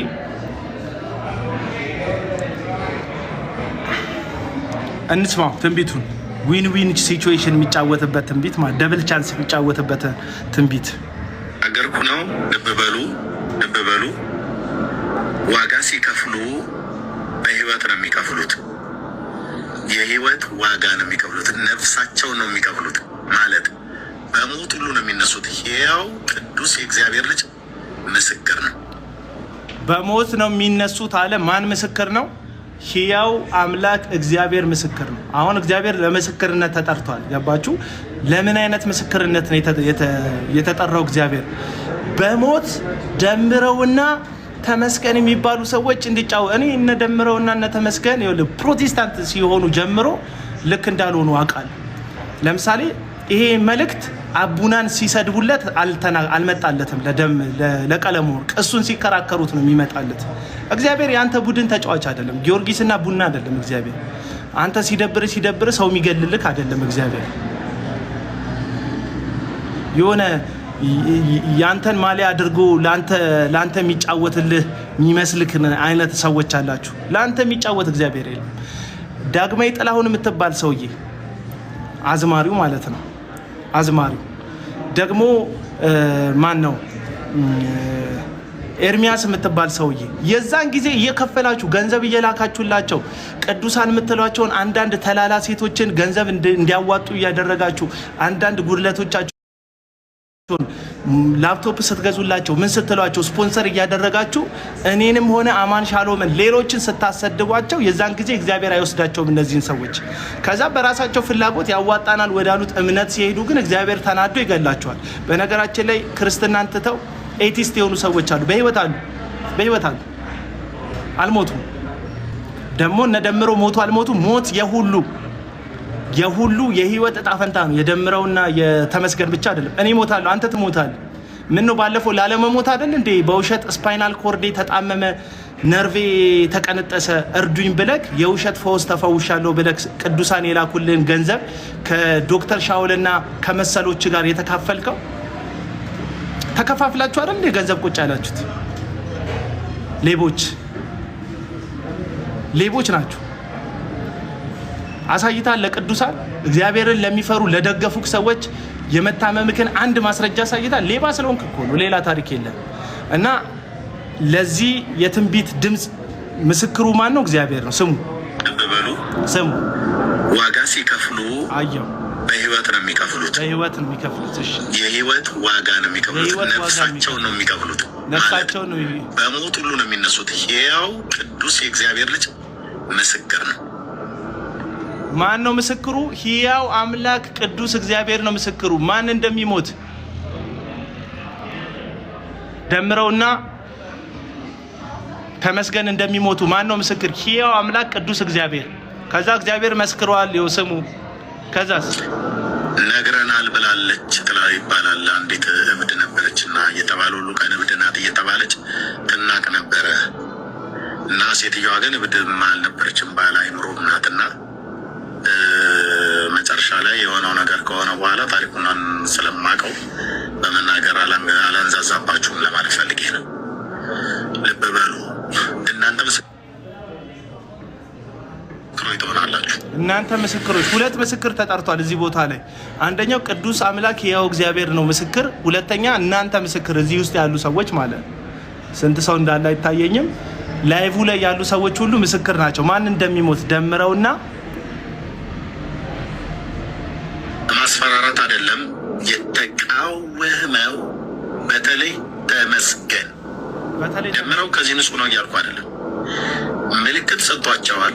እኔ እዚህ ያለሁበት ሀገር ሕያው የሆኑ ሰዎች ምስክሮች አሉ። ደምረው ባለፈው ደረሰብኝ ብሎ ከማለቱ በፊት ሁሉ እዚህ ሶሻል ሚዲያ ላይ ስለማይወራ ነው። ወንድሞች እናቶች፣ የአባቶች ሶሻል ሚዲያ ላይ ሁሉም ስለማይወራ ነው አለ። ደምረው ባለፈው የደረሰበት የመኪና አደጋ ከመድረሱ በፊት እዚህ ተናግሬያለሁ እያለ ነብይ ነኝ እያለ ሁሉም ሶሻል ሚዲያ ላይ አይወራም እያለ ከመድረሱ በፊት። እሺ ያው ደምሮም ያው ደሜን እንደምታውቁት ነው። የአንዳንዱን ነገር ወደ ቢዝነስ የመቀየር ተሰጥኦ አለው ደምረው። ምንም ይሄንን ኦርቶዶክሶች አታውቁም እንደ ኦርቶዶክሳውያን አታውቁም። ይሄንን ደምረው እያንዳንዱን ነገር እኔ የመኪና አደጋ ቢደርስብኝ ተጠቅልዬ እዛ ቤቴ ነው ሞባይል አንስቼ የዛኑ ቀን እየተዘጠዘኝ ላይቭ ገብቼ ታብታብ አድርጎ አለልም በግራጅ። በቃ አንድ ሰው ጉዳት ከደረሰበት ምንም በቃ ወዳጆቹ እንዲያቆለት ከፈለገ በስልክ ለአንድ ሰው ተናግሮ የሚያስፈልገውን ነገርም ካለ በሰዎች በኩል ማስነገር ይችላል። ልክ ይሄንን ደግሞ የሚያደርገው ደምረው ብቻ አይደለም። አንድ ቀን ፌንት ሰራው ብሎ ጴንጤ መጫወት እንደጀመረ አካባቢ እንዳልካቸው ዘነበ የሚባል ሰውዬ ጉሉኮስ ተሰክቶለት ፎቶ ለቋል። ምንድነው መልእክቱ? በቃ እንትን በጣም ልባቸው የተነካ ሰዎች ገንዘብ ጣል አድርጉልኝ ነው። የሶሻል ሚዲያውን ጨዋታ አታውቁትም? ጉሉኮስ ሰክተ ፎቶ ብትለቀው ለምንድን ነው? ጉሉኮስ አሰካክ በጣም አስደናቂ ስለሆነ እንዳንተ ሰዎች ጉሉኮስ እንዲሰኩ አይደለም መቼም። ገባ? ጨላ ፍለጋ የታወቀ ገንዘብ መፈለጋቸው ራሱን ችሎ ችግር ባይኖረውም እያንዳንዱን ጉሉኮስ መሰካትን ወደ ገንዘብ ማግኛ መለወጥ ግን በጣም ሼም። ይሄም የሶሻል ሚዲያ ነገር እንደዛ ደምረው በጣም ከባድ አደጋ ቢደርስበት እስካሁን እጁ አይንቀሳቀስም ነበር። ወደዚህ ሲያሸበሽብ አይታችሁታል። ማሸብሸብ አይችልም ነበር። አላፋት መዝሙር ላይ እኮ እንትኑን ሰክቶ አላፋት ዝማሬ ፕሮግራም ላይ እንትኑን ምንድነው ይሄ ሪንግ ላይቱን አቆሞ ወደዚህ ሲያሸበሽብ ነበር። የምር አደጋ የደረሰበት ሰው ያን ያህል ፍጥነት ድኖ በዚህ ፍጥነት አያሸበሽብም እኮ። ሪያሊቲ እኮ ገባ? ትንሽዬ ነገር ደርሶበታል። ትንሽዬዋን ነገር ግን ወደ ጨላ ስብሰባ ለውጧታል። ይሄ እውነት ነው። የሚያናድድ ሰው ካለ መብት ነው፣ ትናደዳለህ። በቃ ሪያሊቲውን ነው ግን ምነግርህ። ከዛ በቃ እቺን ጉዳይ እኔ በትንቢት ለሌሎች ሰዎች ነግሬያለሁ እያለ ነው ማን ቀለም ወርቅ አይተንፍሱ።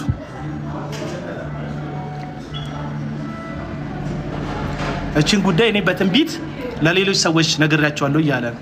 እዚህ ሚዲያ ላይ ገንዘብ በበሽታ ያልሰበሰበ ማን አለ? እስቲ ጠይቁ። ማን አለ? በሐዘን ገንዘብ ያልሰበሰበ ማን አለ? እናቴ ሞተችብኝ፣ ሚስቴ ሞተችብኝ፣ ልጄ ሞተብኝ ብሎ ገንዘብ ያልሰበሰበ ማን አለ? ከጥቂት በጽድቅ ከሚኖሩ ሰዎች በስተቀር ብዙ ሰው ገንዘብ ሰብስቧል። የእናቴ መቀነት አደናቀፈኝ ብሎ ገንዘብ ሰብስቧል ሰው።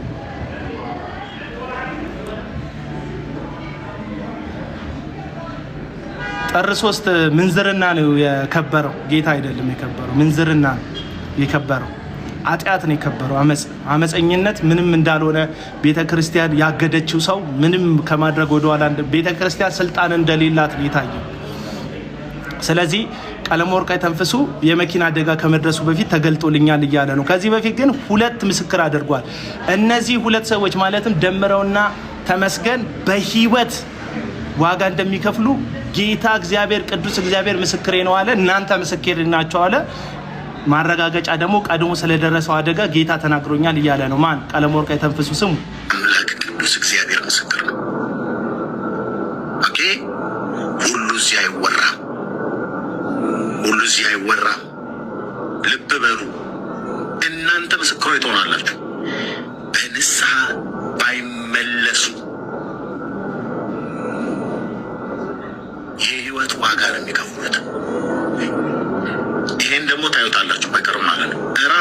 ንስሐው ምንድነው? ንስሐውን ልጠይቃችሁ ለእናንተ ለወገኖች ለፕሮቴስታንት ንስሐ ምንድነው? ለነደምረው የኦርቶዶክስነታቸውን ትተው ወደ ፕሮቴስታንትነት መምጣት ነው ንስሐው? ወይስ እዛው ኦርቶዶክስ ሆነው ጴንጤን ስለተናገርን ጴንጤን ስላሳዘንን ጴንጤን ማይሆን ንግግር ስለተናገርን ይቅርታ አድርጉልን ማለት ነው ንስሐው? ምንድነው ንስሐው? እስቲ ስለዚህ ንስሐ ትነግሩኛላችሁ? ስለዚህ ንስሐ ትነግሩኛላችሁ? ምንድነው ንስሐው? ወደ ፕሮቴስታንትነት መመለሱ ነው ንስሐ? ምንድነው? ግልጽ አይደለም ንስሐ። እሺ የሚያዩትን ህልም እንኳን እያስተዋሉት አይደለም። እግዚአብሔር የሚያዩትን ህልም እያስተዋሉት አይደለም። ደምረውና ተመስገን እየሄዳችሁ ህልም ታስፈታላችሁ እንዴ? ቀለም ወርቅ ጋር ንገሩ። እንደዚህ አይነት ግንኙነት ካላችሁ የሚያዩትን ህልም ራሱ እየተረዱት አይደለም ማለት ህልማችሁን ሁሉ አብራችሁ ተኝቶ እያየ ነው ሰውየው። ወይስ የምታዩትን ህልም ኢንስታግራም ላይ ፌስቡክ ላይ ምናምን ሼር እያደረጋችሁ ነው? እኔ ያላየሁት ካለ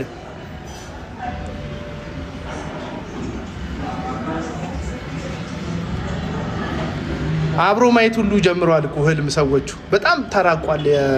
የቀለም ወርቅ አይን ከመከፈቱ የተነሳ አይኑ በጣም ቦርቀቅ ብሎ ከመከፈቱ የተነሳ ህልም ሁሉ አብሯችሁ እያየ ነው።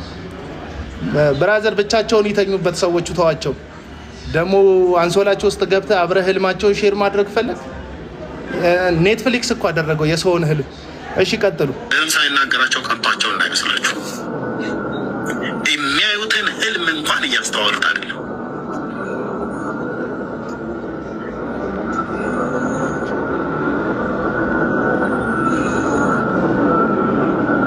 ያ የክፉ ቀን እንዲደርስባቸው አልፈለግም። ጌታ ያሳየኝ እንዲሆንባቸው አልፈልግም። ጸልይ ያለው ወደ ሰራዊት ጌታ ወደ እግዚአብሔር ማለት ነው። ኦኬ የሆነ ቀን ግን እናንተ ምስክር ትሆናላችሁ። እኔ ስለጸለይኩ አገር ስለጸለይ አይደለም። እነሱ ባይመለሱ ግን የህይወት ዋጋ ነው የሚከፍሉት። ልብ በልና ስማኝ ብራሰር፣ አስቀምጠው ሪከርድ አድርገህ ይሄንን የሚለው እየተናገርኩ ነው። ልብ በሉ፣ ልብ በሉ። ዋጋ ሲከፍሉ አሜዚንግ ነው። በህይወት ነው የሚከፍሉት። ዋው! የህይወት ዋጋ ነው የሚከፍሉት። ነፍሳቸውን ነው የሚከፍሉት ማለት በሞት ሁሉ ነው የሚነሱት። ያው ቅዱስ የእግዚአብሔር ልጅ በሞት ነው የሚነሱት። ስለዚህ እኔ የምለው ስለ ንስሐው ልምጣበት። ንስሐውን የነፍስ አባታቸው ጋር ነው አንተ ጋር ነው ንስሐ መግባት ያለባቸው። ንስሐው ለቀለሞ ለደምረውና ለተመስገን ወደ ፕሮቴስታንት መመለስ ነው ንስሐ? ወይስ ፕሮቴስታንትን ስለተናገሩት ክፉ ንግግር ይቅርታ መጠየቅ ነው ንስሐው? የንስሐውን ነገር ብታስቀምጠልን ጥሩ ነው። ወይም ንስሐውን ጽፈ ብትሰጣቸው ጥሩ ነው። አንተ እንዳልከው ካልሆነ ያንተ አምላክ ራሱን ችሎ እኛ የምናውቀው አምላክ አይደለም። ያንተ አምላክ ራሱን የቻለ አንተው ራስህ ጋግረህ ጠፍጥፈህ የሰራከው ይመስለኛል። የሰራዊት አምላክ የምትለው መጽሐፍ ቅዱስ ውስጥ ያለ እግዚአብሔር ከሆነ ከአንተ ጋር ቦድኖ ሰው የሚቀጠቅጥ ሰው የሚገል አይደለም። የምህረቱ ባለጠግነት ለሁላችንም የሚተርፍ ነው። አለቀ አለቀ። እና ወደ ዮናስ ሙሉነህ ልመለስ። ዮናስ ሙሉነህ በተነሳው በተፈሳው በተገሳው ነገር ሁሉ ላይ ሀሳብ ልስጥ እንደምትል የታወቀ ነው። አንድ 10 ዓመት ምናምን ሆኗል አይ ቲንክ እዚህ ሶሻል ሚዲያ ላይ። እና አሁን ላይ አይ ቲንክ አልቋል። እንትን መደመጥ ጊዜ ያለቀ ነው። አንተን የሚያዳምጡ ሰዎች እንዳንተ የከሰሩ እንዳንተ 3-4 ሃይማኖት የዞሩ የሃይማኖት አዙሪት ያለባቸው እንዳንተ ከፖለቲካ ስፖንዳ ወደ ፖለቲካ ስፖንዳ በስሜታዊነትና በግብታዊነት ከዛ ወደዛ ሲጋጩ የነበሩት ከአማራነት ወደ ኦሮሞነት፣ ከኦሮሞነት ወደ ትግሬነት፣ ከትግሬነት ወደ እንትነት በቃ ሲላተሙ የነበሩ የብሔሩ ሁሉ ፖለቲካ ያልቀራቸው ያሉት ካሉት ሃይማኖቶች አንኳሩን ሃይማኖት የተከተሉ እግዚአብሔርን በካዱበት ማግስት ኢየሱስ የእግዚአብሔር ልጅ አይደለም ብለው ሰለምን ባሉ ማግስት ከእንደገና ወደ ኦርቶዶክስ የሚመለሱ ኦርቶዶክስ ነን ብለው ኦርቶዶክስ የሚለውን ራሱ አረፍተ ነገር ሳይጨርሱ ወደ ፕሮቴስታንትነት የሚከለሱ አሁን ላይ መጨረሻ አቋምህ እንትን ይመስለኛል። የፕሮቴስታንት ማህበረሰብ ልክ እንደ ሆላንድ ላም ለመታለብ በጣም ብዙ የሚሰጥ እንደሆነ ተሰምቶካል። እሷም አሰልጣኝ የሆነችው ሐሰተኛይቱ ነብይ ሀገር ጥላ የፈረጠጠችው ቸርች እንደ የከፈተችውን ሱቅ እምለውን መጋዘኗን ቆልፋ ምእመኗን በትና ምእመን እንኳን አይደለም በቃ ዝም ብሎ እየሄደ ጥንቆላ የሚሰማውን ተከታይ በትና የተሰደደችው እዛም ደግሞ የለመደችው ፊልዷ ስለሆነ ጥቂት ያዳራሽ ተከራይታ እንዳንተ ያሉ ሰዎችን በጌታ አድኛለሁ እያለች ሽቀላዋን ከእንደገና የሞተባትን ያገልግሎት የሞተባትን የሽቀላ መንገድ ቆፍራ ከመቃብር ለማውጣት የምትሞክረዋን ሴትዮ ቃል እንደገባችልህ ሰምቻለሁ። ተፍ ተፍ ትላለህ፣ ኦርቶዶክስን ታብጠለጥላለህ፣ ሌላውን ሃይማኖት ትዘልፋለህ። ከዛ ዘለፍ ታደርግና በፕሮቴስታንቱ ህዝብ ተቀባይነት ስታገኝ እንደኔ ትንሽዬ መጋዘን ከፍተክ ይህንን ህዝብ ታንጫጫዋለህ። ከዛ ከዚህ ህዝብ አስራትና መባ እያልክ እኔ በምኖርበት መንገድ አንተም ትኖራለህ የሚል ቃል እንደገባችልህ ሰምቻለሁ። እና ነገ ከነገ ወዲያ ለዚህ ነው ቪዲዮ ላይ ሰምታችሁታል። ሐዋርያ ሆናለሁ ይላል ዮኒ ማኛ፣ ነብይ ሆናለሁ ይላል። አንዱን ምረጥ እንጂ ወይ ነብዩን ወይ ሐዋርያው። ሐዋርያው ነብይም እንዴት መሆን ይቻላል? ሰው እንዴት እንደዛ ይችላል? ወይ ሐዋርያ ትሆናለህ ወይ ነብይ ትሆናለህ። ይሄ መንጋ ማህበረሰብ መምጣቱ አይቀርም አንተም ጋር ይመጣል እኮ። ሰው ታጣላችሁ እኮ ብዬ አይደለም አልጠራጠርም። እኔ አሁን ብከፍት የቆሰሉ ሰዎች ይመጣሉ። በሐዋርያና በነብይ የቆሰሉ ሰዎች አትሊስት ይመጣሉ። የአቡና ንግግር የሚመቻቸው ሰዎች አዳራሽ ይሞላሉ። እኔ ልንገርህ፣ እኔ ብጀምር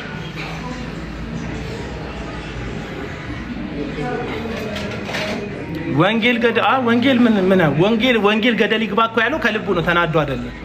ወንጌል ገደል ይግባ ባይሆን የአመለካከቱ የህይወት አቋሙ ባይሆን ወንጌል በዚህን ያክል ደረጃ ሲቀለድ አንተ የምትቃወማቸው ሰዎች ሁሉ ሀብታም እየሆኑ ነው አለ። ቀላል ነገር። አሁን ይሄን እውነት ስናገር የኦርቶዶክስ ገደል እኮ እውነት ነው አለ አቡና። ኦርቶዶክስን እኮ ደገፈ አቡና ብሎ ደግሞ ይመጣል አንዳንድ ፖለቲካ ሰራተኛ። ኦርቶዶክስን ስለመደገፍ አይደለም። ወንጌል የኦርቶዶክስ ማብጠልጠል አይደለም። ራሱን ችሎ በቃ አይደለም።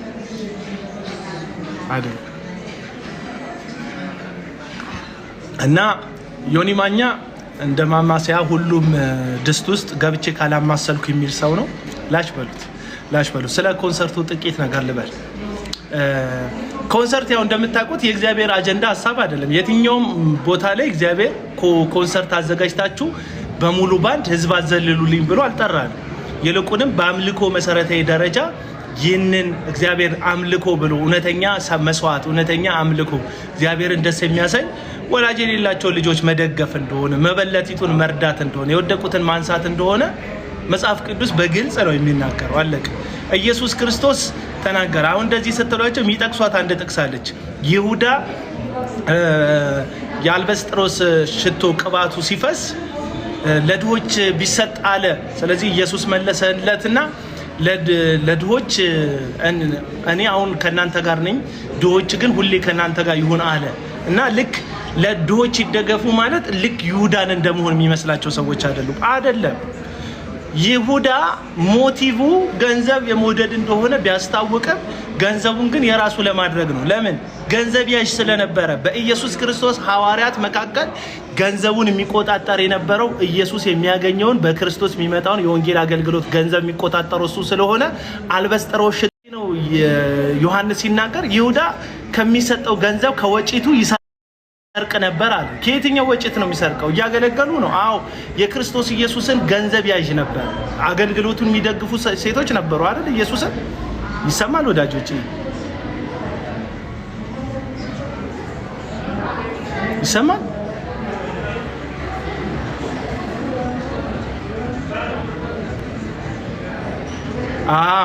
ገንዘብ ያዥ ስለነበረ ለድሆች ቢሰጥ የሚለው ገንዘቡ እሱ ጋር ስለሚሆን ሲሸጥ ከዛ ገንዘብ ለማጭበርበር ነው ይሁዳ ይሸጥ ምናምን ያለው። እኔ ለድሆች ሰጥ ስል እኔ ነኝ እንደምሰጥልህ ለድሃ። ድሆችን እንርዳበት። በሚሊዮን አውጥተህ ህዝብ አታስጨፍር። ህዝብን ቢጨፍረው ከዛ የጨፈረው መጨረሻ ማስታወሻ ዳንኤል አምደ ሚካኤል ኮንሰርት አድርጓል። ትዝ ይላችኋል። እንትን ዩቲዩብ ላይ ሄዳችሁ ተሰሙታላችሁ። አለቀ በቃ። ሽታው የለም፣ አድናቆቱ የለም። ማን ነው? ዳዊት ጌታቸው አዘጋጅቷል፣ የለም። ሀዜብ አዘጋጅታለች፣ የለም። ከአይምሮ የሚረሳ ነው። አሁን 2 ቀን 3 ቀን ትፖስቷታላችሁ እቺን ቪዲዮ፣ እሷም ትረሳለች። ሌላ ደግሞ አጀንዳ ይመጣል እዚህ ሶሻል ሚዲያ ላይ። እውነቱ ግን እውነት ነው፣ ይቀጥላል። ገባ? አጀንዳ ያልቃል። የኮንሰርት አጀንዳ አንድ ሰሞን። ስለዚህ ለድሆች ይሰጥ የሚሉትን ልክ እንደ መጋቢ ታምራት ኃይሌ አይነት እውነተኛ አገልጋዮች ሲናገሩ ይሁዳም እንደዚህ ብሏል የምትሉ ሰዎች አትሳሳቱ። ምን አለ ኢየሱስ ቀጥሎ? ድሆች ሁልጊዜ ከእናንተ ጋር ናቸው፣ እኔ ግን ከእናንተ ጋር አይደለሁም ማለት። ለምን? ኢየሱስ ሊሞት እንደሆነ ያውቃል። ይህቺ ሴት ለሞቴ ነው እንደውም ያፈሰሰችው ሽቶን አለ። ምክንያቱም በአይሁድ ባህል መሰረት በሶስተኛው ቀን ሰንበት ከመግባቱ በፊት የሞተውን ሬሳ በሽቶ ይቀቡታል። ሽቶ ይቀቡታል። ይሄ የአይሁድ ልማድ ነው፣ ይቀባል ሽቶ። ለዚህ ነው መጽሐፍ ቅዱስ ሽቶ ሊቀቡ ይሄዱ እያለ አይደል? ሴቶቹ ሽቶ እንደ አይሁድ ልማድ ሊቀቡ ሲሄዱ መላእክትን የተንከባለለው ድንጋይ ላይ መላእክት ቆመው አዩ። የሰው ልጅ የሚመስሉ መላእክቶችን አዩ። ከዛ ደነገጡ። አትፍሩ፣ ኢየሱስ እንደተናገራችሁ ቀድሞ ወደ ገሊላ ሄዷል፣ ተሻግሯል፣ አትፍሩ፣ እንደተናገረው ነው ያለው ተፈጽሟል አሏቸው። ለምንድን ነው ሴቶቹ የሄዱት? ማን ያንከባልልናል ድንጋዩ ሲሉ የነበሩት ለምንድን ነው? ሽቶ ለመቀባት። ኢየሱስ ሶስተኛው ቀን ላይ ሲነሳ እንደማያገኙት ቀድሞ ያውቅ ነበር። ስለዚህ ምን አላቸው? ለሞቴ ያደረገችው ይህቺ ሴት አላቸው። ለሞት የሚቀባውን ሽቶ አሁን ቀብታኛለች አለ። ስለዚህ ከዚህ በኋላ አታገኙኝም ሲላቸው ከዛ በኋላ ለኢየሱስ ኢንቨስት አያደርጉ። ኢየሱስን የሚባርኩበት ኢየሱስን በአካል አግኝተው የሚሰጡበት ምንም አይነት መንገድ የለም። ኢየሱስ ሞትን አሸንፎ 40 ቀን ተገልጦላቸው ከዛ ከፍ እንደሚል ያውቅ፣ እንደማያገኙት ያውቅ፣ በአባቱ ቀኝ እንደሚቀመጥ ያውቃል። ከዛ ግን ምን አለ? ድሆች ሁልጊዜ ከእናንተ ጋር ናቸዋል። እርዷቸው ማለት እኮ ነው። ኢየሱስ ከሄደ 2000 ዓመት አልፏል። ቤተክርስቲያን ምን እየሰራች ነው? ዓለም ላይ ያሉ ቤተ እምነቶች ይሄ ክርስትናው ብቻ እስልምናው ምናምን አይደለም፣ ሁሉም ቤተ እምነት ተሰብስበው በአመት ላይ 2025 ላይ በፈረንጆቹ አቆጣጠር የተደረገ ጥናት እያንዳንዱ ሃይማኖት ከምዕመን 5.5 ሚሊዮን ትሪሊየን ዶላር ከምዕመኑ ይሰበስባል። የታለ 5 ትሪሊዮን ዶላር ተሰብስቡ? ዓለም ላይ እንደ ሃይማኖት ሀብታም የለም፣ ግን ድሃ ሲረዱ ሲደግፉ አታይም። በአመት ውስጥ 5 ትሪሊዮን ገንዘብ በሃይማኖት ስም ከምዕመን ገንዘብ ይሰበሰባል። የታለ ገንዘቡ ስትሉ 1.9 ቢሊዮን ዶላር ብቻ ጣል ያደርጋሉ ሃይማኖቶች ጠቅላላ ተሰብስበው ማለት ነው ለእርዳታ። ሌላውን ግን የት እንደሚያስገቡት አይታወቅም። የት እንደሚያስገቡት ዓለም ላይ ሀብታም ተቋማት፣ ሀብታም ድርጅቶች እነ አፕል የሚመስሏችሁ እና አይፎን ማለት ነው። አይፎንን የሚያመርተው አፕል የሚባለው ድርጅት፣ ሶኒ የሚባለው ድርጅት፣ ጉግል የሚመስላችሁ በጣም ሀብታም ድርጅት ጉግል ነው ምናምን የምትሉ ሰዎች ከ1 እስከ 10 ባለጸጋ ድርጅቶች እንደዚህ ናቸው። ኤለን መስክ አንደኛ ሀብታም ድርጅት ነው ምናምን የምትሉ ሰዎች ሀብታም ሃይማኖት ነው እዚህ ምድር ላይ በጣም ብዙ ገንዘብ የሚሰበስብ ከምዕመን። አስራት ይላል ያንቃል አንገትህ፣ መባ ይላል ያንቃል አንገትህ። የምታውቀው ቄሱ ደሞዝ ይበቃኛል ሲል አትሰማም፣ ያማርራል ስትሰሙት። ለምን? የሚሰበሰበው ገንዘብ አይበቃም። ሂዱና ኦርቶዶክሱን ተመልከቱ፣ ሂዱና ፕሮቴስታንቱን ተመልከቱ። ግንባታቸው አያልቅ ሲገነቡ። ኢየሱስ እንደማይመጣ የሚያምነው ኤቲስት አይደለም። በዚህ ዘመን የሃይማኖት ሰባኪዎች ነው የማያምኑት። 10 ዓመት 20 ዓመት በትክክል ታክስ አይከፍሉም፣ የግብር ክፍያ የላቸውም። የትኛውም ቦታ ላይ ግብር አይከፍሉም። ገንዘቡን ዝም ብለው ነው የሚሰበስቡት። እና አሁን ላይ እግዚአብሔር ይስጠው የብልጽግና መንግስት ምን አደረገ መሰላችሁ? በካውንስሉ በኩል ብር ለሚሰበስቡት አገልጋዮች ሁሉ መሬት ሰጣቸው። ከዛ መሬቱ የማይሸጥ የማይለወጥ ነው። ስለዚህ ምን አላቸው? በፍጥነት ካልሰሩ ግን መሬቱን መልሶ እንደሚቀበላቸው ስለነገራቸው ምን አደረጉ? በፍጥነት ኢንቨስት ያደርጋሉ። ግብር ስለማይከፍሉ ሲሚንቶ ገዝተው፣ አሸዋ ገዝተው፣ ጠጠር ገዝተው የሰራተኛ የባለሙያ አውጥተው ግንብ እንዲገነቡ አደረጋቸው። ምክንያቱም ሲሚንቶ ሲገዙ የሲሚንቶ በግብር የመጣ ነው፣ ግብር ይከፍሉበታል። ጠጠር ሲገዙ ጠጠሩ በግብር የመጣ ነው፣ ግብር ይከፍሉበታል። አለበለዚያ እንዴት አድርጎ መንግስት ያስከፍላቸው? መንግስት ጥሩ ነገር በዚህ ዘመን እያደረገ ያለው ለነዚህ ሁሉ የግል ሱቆች ቸርች መሬት መስጠቱ ነው። ባለፈው ጠቅላይ ሚኒስተሩ በጣም ትልቅ መሬት ነው ለምእመናት ሁሉ ለአገልጋዮች ሁሉ የሰጠውት አለ።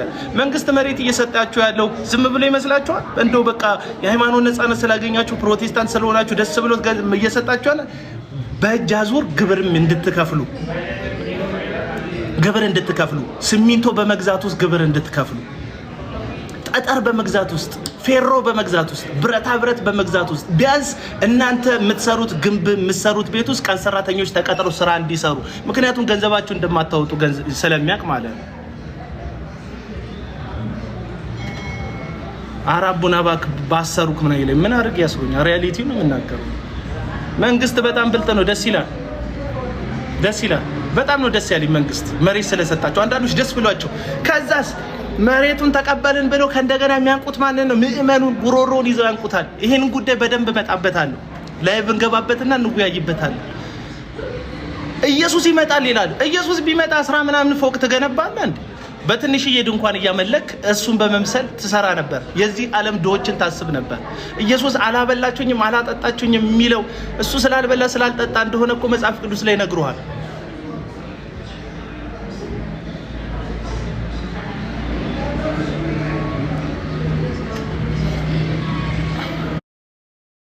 ይሰማችኋል ወዳጆች? እኔ ቀይ ምልክት ሲያሰማኝ ነው ዝም የምለው።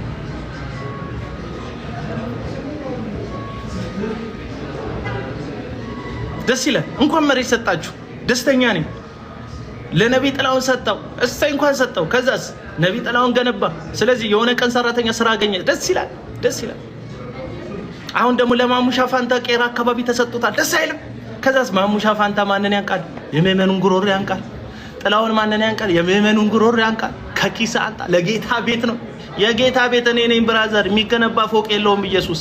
ለኔ ከሆነ እኔ ምንም ችግር የለውም። የእውነት ቃል አስተምር እንጂ እንትን ዛፍ ስር ቁጭ እላለሁ። ዛፍ ስር ቁጭ ብዬ እሰማሃለሁ። አትገንባ ከፈለክ እኔ ምን አገባ? አትገንባ። የሆነ የፈረሰ ትዳር እናቅና። የወድቁ ሰዎች እናንሳ። ሊሞቱ የደረሱ ረሃብተኞች እናንሳ። ቤተክርስቲያን ወንጌል የምትሰራው ከህዝቡ ገንዘብ እየተቀበለች፣ የህዝቡ ገንዘብ ግን ህዝቡን የሚደግፍ አይደለም። ለምሳሌ አንድ ነገር ልንገር፣ ሂድና ተመልከት። ትግራይ አካባቢ ላይ ባለፈው አዶናይ በለጣቸው 15 ሚሊዮን ብር መስጠት አከብዷቸው ነው ወይ? የኛዎቹ ነብይ ተብዮች፣ ሐዋርያንን ተብዮች፣ የኛዎቹ ሙሉ ወንጌሎች፣ ቃለ ሕይወቶች፣ መሰረተ ክርስቶሶች፣ ህይወት ብርሃኖች ለትግራይ ህዝብ ገንዘብ መስጠት ከብዷቸው ነው ወይ? የኛዋ የኦርቶዶክስ ቤተክርስቲያን ገንዘብ መስጠት ከብዷት ነው ወይ? አይደለም። ሃይማኖት የፈለከውን በረሃብ ትቸነከራለህ እንጂ አይራራልህም። ስለ ዘላለም ህይወት ይሰብኳል። ኢየሱስ ሰውን እንዴት እንደወደደ በቀራኒው መስቀል ላይ እንዴት ስለ ኃጢአተኞች በመራራት እንደተሰቀለ ይነግሯል። እነሱ ግን አይራሩልህ። በቃ ሃይማኖት ሪያሊቲ ይሄ ነው። የኛ ኢየሱስ እውነት ህይወት ያካፈለን ከሆነ ለሚቆልሉት ገንዘብ ከምትሰጡ አንድ ችግረኛ ህፃን ልጅ ብታስተምሩ የተሻለ ታገኛላችሁ። የተሻለ ከእግዚአብሔር ዋጋ ታገኛላችሁ። አንዳንዴ ምጽዋት በመስጠት የማይገኝ የሚመስላቸው ሰዎች አሉ። አረ ይገኛል። ሂድና የእግዚአብሔርን ቃል ምዕራፍ 10 ላይ አንብቡ። ቆርኔሌዎስ የሚባል ሰው የእግዚአብሔር መልአክ በራእይ ታየው ይላል። ቆርኔሌዎስ በሚጸልይበት በ9 ሰዓት ላይ ከዛ እንደዚህ ያለው ጸሎትህና ምጽዋትህ በእግዚአብሔር ዘንድ ተሰማ። ታውቃላችሁ? ጸሎት ፕላስ ምጽዋት እግዚአብሔር እንደሚያይ። ምጽዋት በመስጠት አይዳንም ምናምን። በመስጠት ጸሎት ይሰማል። ለማን በመስጠት ነው ግን ጸሎት የሚሰማው? ለድሆች፣ ለምስኪኖች። ለድሃ የሚሰጥ ለእግዚአብሔር ያበድራል ይላል መጽሐፍ ቅዱስ። ለድሃ የሚሰጥ ለማን? ለእግዚአብሔር ያበድራል። ቤተ ክርስቲያን የሀብታም መሰብሰቢያ ነው። ከሁለተኛ እስከ 5ኛ ተርታ ወይ ዘመድ ነው ወይ ባለ ሀብት ነው ወይ ቅምጥ ነው የሚቀመጥ። ስሙኝ፣ ወይ ሀብታም ነው ከ1 እስከ 4ኛ ወንበር ድረስ የሚቀመጥ፣ ወይ ሀብታም ነው ወይ በዘር ወይ በደም ቤተሰብ የሆነ ሰው ነው፣ ወይ ቅምጦች ነው የሚቀመጡት። ከ1 እስከ 4 ወንበር ቸርች ሂዱና ተመልከቱት። በጣም ጥቂት ቸርቾች ናቸው በመጣህበት ሰዓት ወንበር የምታገኘው። ወንበሩ ሁሉ የሚያዘው በዘመር ነው። ወንበር የሚሸጡ ሞዴሬተር ወንበር የሚሸጡ ድቁና ላይ የሚያገለግሉ አሸሮች እንዳሉ ታውቃላችሁ? ወንበር ይሸጣል፣ ይደዋወላል። ለእንግዳ ለነብይ ከሌ እንግዳ ነው የተያዘው ይሉሃል። ቦታው ለነብይ ከሌ እንግዳ ነው የተያዘው ይሉሃል። ግን እነሱ እየተደዋወሉ ቦታዋን በ100ም በ200ም በ500ም በ1000ም በ2000ም ይሸጣል። ሀብታም አንተ ለሊት ተሻልፈ ሀብታም ተኝቷል። ምክንያቱም ገንዘብ ይጭነቀው የሆነ አሸር አለ ወንበር ሚዝ 1000 2000 ብር የሚቀበል ይተኛሉ እነሱ። አንተ ተሰልፋል፣ ረሃብ እየቆላ ነው። እነሱ ግን ምን እያደረጉ ነው? ሰልፍ ላይ ናቸው፣ ተኝተዋል። አንተ በሰልፍ ብርድ እየመታ ነው፣ ሀብታም እያዛጋ ነው የሚነሳው። አንተ አሁንም ርቦሃል፣ ቆቀር ምናምን ትበላለህ። እዛ የተሰለፍክበት ቦታ ላይ ነብይ ከሌ መጥቶ ይጸልይልኛል፣ የህይወቴ ቀንበር ይሰበራል ምናምን ትላለህ። ሜንታሊቲክ እግዚአብሔር ራስህን እንደማይሰማህ ታውቃለህ። እግዚአብሔር አይሰማኝም የሚል ትምህርት ሞልተውብካል። እኛ የተሻለንን የተቀባነን፣ እኛን ቶሎ ይሰማናል፣ አንተን ግን አይሰማህም ብያሉህ ነው። መጽሐፍ ቅዱስ ግን እግዚአብሔር ሰማ፣ ችግረኛውን ሰማ ይላል መጽሐፍ ቅዱስ ሲናገር። ቸግሮ ከሆነ ታመ ከሆነ የሚረዳ የሚሰማ አምላክ እንዳለ እንኳን አትረዳ። ሌሊት የምትሰለፈው እከሌ የሚባል የተቀባ ካንተ የበለጠ ለእግዚአብሔር ቅርብ የሆነ ሰው እንዳለ ስለምታስብ ነው ሌሊት ወጣ የምትሰለፈው። አለቀ። ሌላ ታሪክ የለውም። አዳራሽ ሙሉ የምትሰገሰገው እግዚአብሔርን ፍለጋ አይደለም። እከሌ ለእግዚአብሔር ቅርቡ ስለሆነ እሱ ሲናገረኝ እግዚአብሔር ተናገረኝ ነው። እጅክ ላይ የያዝከው መጽሐፍ ቅዱስን አታምነው። ቆቀርህን ትበላለህ። አንተ ሀብታም በደንብ የተሰራ ምግቡን ይበላል። አንተ አሁንም ሰልፍ ላይ ነው ቆቀርህን እየበላ። ሰልፍ ላይ የሚመጡ ሰልፍ የሚያስተካክሉ ወጠምሻ ሰዎች እየገፉ ሰልፋችሁን ያዙ ምናምን ይለዋል። አንዳች የሆነ ነገር የሚታደሉ የሚመስለው ገብተህም እኮ አታርፍም። ኪስህን ያልቡታል እኮ ገብተህ ለአገልግሎቱ ስጡ፣ ለዘይቱ ክፈሉ። ዘይቱ ዛሬ የእግዚአብሔር ሰው ብዙ አይጸልይም። ዘይቱ ላይ ግን ሌሊቱን ሙሉ ጸልዩዋል ትባላለህ። 1500 እና 2000 ዘይት ትገዛለህ። አለቀ ነው ታሪክ። ከዛ ሀብታም በቃ ተመችቶት ልብስ ያማርጣል። ልብስ ማስገቢያ ውስጥ የትኛው ነው የሚሻለኝ ፕሮፌት ፊት የትኛው ነው ትንቢት የሚያመጣልኝ ብሎ ልብስ ይመርጣል፣ ይለብሳል፣ ጫማ ያደርጋል፣ ሽቶን ይነሰንሳል፣ እንደፈለገ ያደርጋል። የትኛውን መኪና ልንዳ ይላል።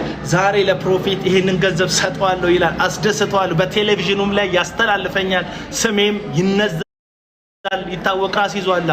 አንተ ገብተህ ወንበር ሳታገኝ በፊት ሀብታሙ በጓሮ በር ገብቶ ወንበር ተሰጥቶት ይቀመጣል። ጸሎት ከጀመረ በኋላ አንዳንድ ጊዜ አምልኮ ሲጀመር ይገባል። ችግር የለባቸውም እነሱ። ሪያሊቲው ነው የምነግርህ፣ ሪያሊቲው ነው የምነግርህ።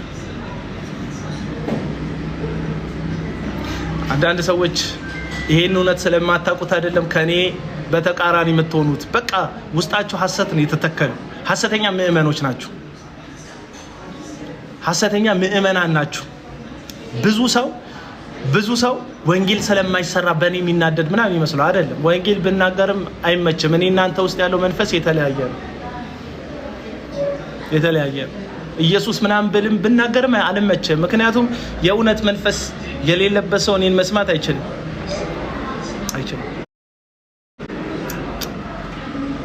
እሺ ከዛ እንደዛ ነው። ስለዚህ ዓለም ላይ በጣም ብዙ ገንዘብ የሚሰበስቡ ሰዎች በጣም ብዙ ብር የሚሰበስቡት ትልልቅዬ ከ1 እስከ 10 ያሉ ባለ ሀብታም ካምፓኒዎች ሳይሆኑ ሃይማኖት ናቸው። ሃይማኖተኛ ታላቋ የምትባለው አሜሪካ በጣም ግዙፍ የምትባለው አሜሪካ በአመት 5.5 ትሪሊዮን ብር ነው ግብር አስከፍላ ህዝቧን አስጨንቃ ምናምን የምትቀበለው። አንድ ጽሁፍ አነብላችኋል። የዚሁ የአሌክስ አብርሃም ጽሁፍ ሌላ ጊዜ ፕሮግራም ሳዘጋጅ ኢንፎርሜሽኑን ከሱ ጽሁፍ ላይ ነው ያገኘሁት።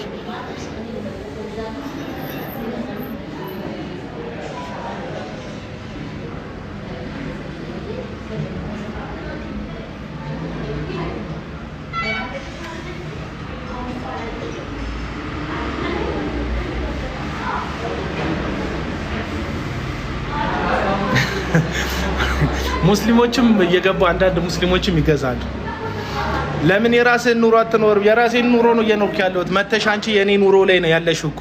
አሁን ለምሳሌ አንቺ የራስሽ ኑሮ የለሽም፣ የኔ ላይቭ ላይ ነው ያለሽው። እኔ የራሴ ስልክ በራሴ አካውንት በዩጩፍ አካውንት አልገባሁም፣ በዮናታን አካውንት አልገባሁም፣ በዳግማዊ ጥላውን በምትባል አዝማሪ አካውንት አልገባሁም። በራሴ ስልክ ነው የገባሁት። የራሴን ህይወት እየኖርኩ ነው። ይኸው እንደምታየው ራሴ ካፌ ውስጥ ነው ያለሁት። ሀሳቡ የራሴ ነው። ለሚመጣው ለዚህ ሀሳብ የፈለገውን ዋጋ ለመክፈል የተዘጋጀው ሰው ነኝ። የራሴን ህይወት ነው የምኖረው። አለቀ በቃ። የራስሽን ህይወት ኑሪ። የራስሽ ላይቭ ላይ መጣ የራስህን ህይወት ለምን አትኖርም? የጋራ ነው ህይወት፣ የጋራ ነው ህይወት። የከተማ አውቶቡስ የጋራ ነው። የምትጠሩት ራይድ ራሱ እዛ አካባቢ ከተጠራው ሰው ራይዱ ባለ ራይዱ 2-3 ጥሪ ይመጣለታል። የትኛውን ብሄድ ይሻለኛል? የግል ህይወት የሚባል ነገር የለም ወዳጅ። በተለይ ክርስትና ውስጥ የግል ህይወት የለም እንዴ። እኛ ሁላችን በጅማት ውስጥ ተገጣጥመን ራስ ለሚሆነው ለክርስቶስ ተገጣጥመን አካል የምንሆን ብልቶች አይደለን እንዴ? ተገጣጥመን እንዴ። ስሚ አፍንጫ ብቻውን መኖር ይችላል እንዴ? የጋራ የሚባል ነው ህይወታችን። የግል ህይወት የለም። አሁን ይሄ የእንትኖች አመለካከት ነው፣ የአውሮፖቹና የአሜሪካዎቹ አመለካከት ነው። የግል ህይወትን ማይንድ ዩር ቢዝነስ ምናምን ይላሉ። ማይንድ ዩር ቢዝነስ ነው ህዝቡ እኮ የኔም ህዝብ ነው። ኢትዮጵያ እኮ ነው የኔ ህዝብ። የምትመዘብሩት ኤርትራ እኮ የኔ ህዝብ ነው እንዴ።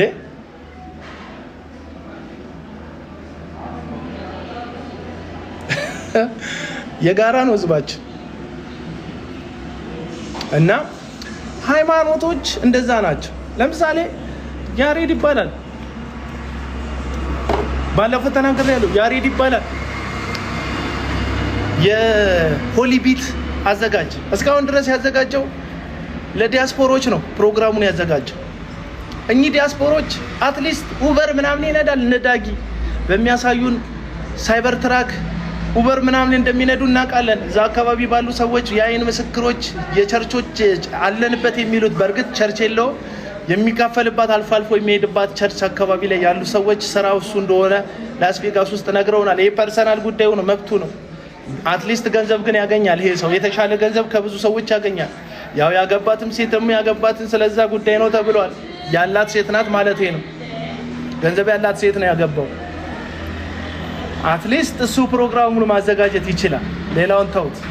ማዘጋጀት የማይችሉ ደግሞ ሰዎች አሉ። ያው እኔ ኮንሰርት ባለፈው እንዳልኳችሁ ከኮንሰርት ይሻላል ኮሰረት ብዬ ማምን ሰው ነኝ። ምንም አይጠቅም። ተሰብስበ ላብ ያለ ባህል እንጂ የሚከበር እግዚአብሔር የለም በአንተ ዝላይ። ምክንያቱም አልጋ ላይ እንደዘለልከው ነው የምትዘለው። እዛም ላይ አልጋ ላይ ዘለህ ከዛ መሬት ላይ ብትዘል እግዚአብሔር አይከብርም። ህይወት የሌለው አምልኮ የሌለው ኢትዮጵያ በዚህ ሰዓት ላይ ስንት ጦርነት እያስተናከደች ነው። አረ ስንት ግጭት አለ። የእርስ በርስ ግጭት አለብን፣ ረሃብ አለብን። ሰሜኑ በጦርነት ተጎድቷል። ብዙ የምታጽናናው ህዝብ አለ። ያንተ ገንዘብ ላብ አንተን የከተማውን ሰው ከሚያስደስ አንዳንድ ሰው ለእግዚአብሔር ምን አለ ለስሜትክ ነው የምትሰበሰበው። ለእግዚአብሔር ብለክ ነው እንደሄድከው ለስሜት ብለን ነው የምትሰበሰበው። መዝሙር ብላችሁ የምትሄዱ ለጌታ ብለን ነው የምትሉ ሰዎች ራሳችሁን ሸውዱ። መዝለል ስለምትወድ በሙሉ ባንድና በጣም በተስተካከለ የሳውንድ ሲስተም መዝለል ስሜትክን ስለሚያረካው ያንተ ስሜት በሰሜን አካባቢ በረሃብ ከሚጎዳው ሰው ስሜት ስለሚበልጥ ከረሃብ ስሜት ስለሚበልጥብህ ነው ያንተ የፈንጠዝያ ስሜት እንጂ የምለው ነገር እውነት ስላልሆነ አይደል። ለእግዚአብሔር ነው ምናምን ይለኛል። የትኛው እግዚአብሔር ነው እንደዛ ዝለልልኝ አለ? የትኛው መጽሐፍ ቅዱስ ላይ ነው ዝለልልኝ አለ? ሐዋርያት ውስጥ አንድ ቦታ ጠቀሱልኝ። እኔ አንድ ቦታ ልጥቀስላችሁ። ገላትያን መጽሐፍ ምዕራፍ 2 ላይ ሐዋርያው ቅዱስ ጳውሎስ ሁለተኛው ሐዋርያዊ ጉዞን አድርጎ ሲንቀሳቀስ ሲመለስ በከንቱ ደክሜ እንዳይሆን ራሴን ዋንኛ መስለው ለሚታዩት በኢየሩሳሌም ላሉት ለቤተ ክርስቲያን አባቶች ወይም ለቤተ ክርስቲያን መሪዎች ራሴን ላሳይ ሄድኩ አለ ጳውሎስ። በከንቱ ደክሜ እንዳይሆን ከ18 ዓመት በኋላ ነው አይገስ ወደ ኢየሩሳሌም ሲመለስ አሕዛብን ስለሆነ የሚያገለግለው ማለት ነው። እና በሚሊዮን የሚቆጠር ገንዘብ አወጡ ለዚህ ኮንሰርት ማለት ነው። የቱ ጋር ነበር? ሐዋርያው ቅዱስ ጳውሎስ ሁለተኛ ሐዋርያውን ጉዞ ካደረገ በኋላ በከንቱ ሮጬ እንዳይሆን ራሴን ለዋና መስለው ለሚታዩት ለኢየሩሳሌም ቤተ ክርስቲያኖች አለቆች ሄጄ ላሳያለ እና ሄደ። ከዛ ቀኝ እጃቸውን ሰጡኛል። እነማን? እነ ጴጥሮስ። ግን አንድ ነገር አደራ አሉት። አደራ ጴጥሮስ በየሄድክበት ኮንሰርት አዘጋጅልና ያሉት አይደለም። አደራ ጴጥሮስ ህዝቡን አዘልልና ያሉት አይደለም። የዚህን ዓለም ድሆችን አደራ አስባቸው አሉት። እኔም ያን ለማድረግ ተጋው። አንተ ያ መጽሐፍ ቅዱስ ብቻ የምትለው ሰውዬ የነ ጳውሎስ የወንጌል አገልግሎት ድሃን በመደገፍ ላይ የተመሰረተ ነው። ያንተ የወንጌል አገልግሎት በኮንሰርት ላይ የተመሰረተ ነው። ይሄ ነው አለቀ በቃ። ይሄ ነው በቃ ስነግርህ። እንደው ይሁዳ አይደለም ስለ ጳውሎስ ነው እያወራ ያለሁት። በጣም ጮኩ እንዴ ማትዬ ጮኩ ቀወጥኩት እንዴ? እሺ ካፌን ያለሁትና ምዕመኑ ህዝቡ ሁሉ አሜን እያለ አስራት ካላስገባን እያለ ነው። ካፌን ያለሁትና አስራት ካላስገባን እንዲተሰብከንማ እያሉ ነው ሰዎች። መባ ምናምን ካልሰጠን እያሉ በጣም ጮክ ብዬ ቡና ደርሷል እና እነ ጳውሎስ ወንጌል ሲደመር ድሃ መመገብ፣ ድሃ ማብላት ብራዘር ይሰቀጥተኛል። ታውቃለህ፣ አንዳንድ ቸርቾችን ስመለከት አንዳንዱ ይናደድብኛል። ይሄን ይሰቀጥተኛል። የቆለልከውን ህንጻ ሳይ ኢየሱስ አይመጣም እያለ ነው። ህንጻክ ኢየሱስ አይመለስም እያለ ነው እኮ ያንተ ህንጻ። ምክንያቱም ኢየሱስ በደጅ ነው። ዘመኑ አልቋል ብላ የምትሰብክ ቤተክርስቲያን በመጠኑ ትኖራለች፣ በመጠበቅ ትኖራለች። ህዝቧን በቅድስና እግዚአብሔርን እንዲመስል ታስተምራለች። ስለ ዘመኑ ፍጻሜ ስለ መኪና እኮ ነው የሚያስተምሩ ያሉት። ኢየሱስ አይመጣም እያሉ ነው። ጆን የሚባል ነብይ እግዚአብሔር መጨረሻን ያሳየኝ አሳይቶ የለ እንዴ? ባለፈው እኮ በልብ ህመም ስትሞት አይቻለሁ፣ እግዚአብሔር ኩላሊትክ ሲፈርጥ አይቻለሁ ብሎኛል። አሁን መጥቶ እግዚአብሔር መጨረሻን ያሳየኝ ይለኛል። አይታል ነበር እንዴ ብራዘር? ካድካው እንዴ ያየኸው ልብ ይፈርጣል ምናምን ብለኝ ይሄው አለ እየተነፈስኩ ነው። እግዚአብሔር ይመስገን። በጣም አሁን ብዙ ሰዎች የሚደብራቸው ጤነኛ እኔ ምንም ባይኖረኝ ራሱ ጤናዬ እንደሚደብራቸው አውቃለሁ። ምክንያቱም አብዛኞቻችሁ ልብ ይፈርጣል ኩላሊቱ ይፈነዳል ምናምን ብላችሁ ዋሽታችኋል። መኖሬ ራሱ ሐሰታችሁን እንደሚያፈርስ ታውቃላችሁ አንዳንዶቻችሁ።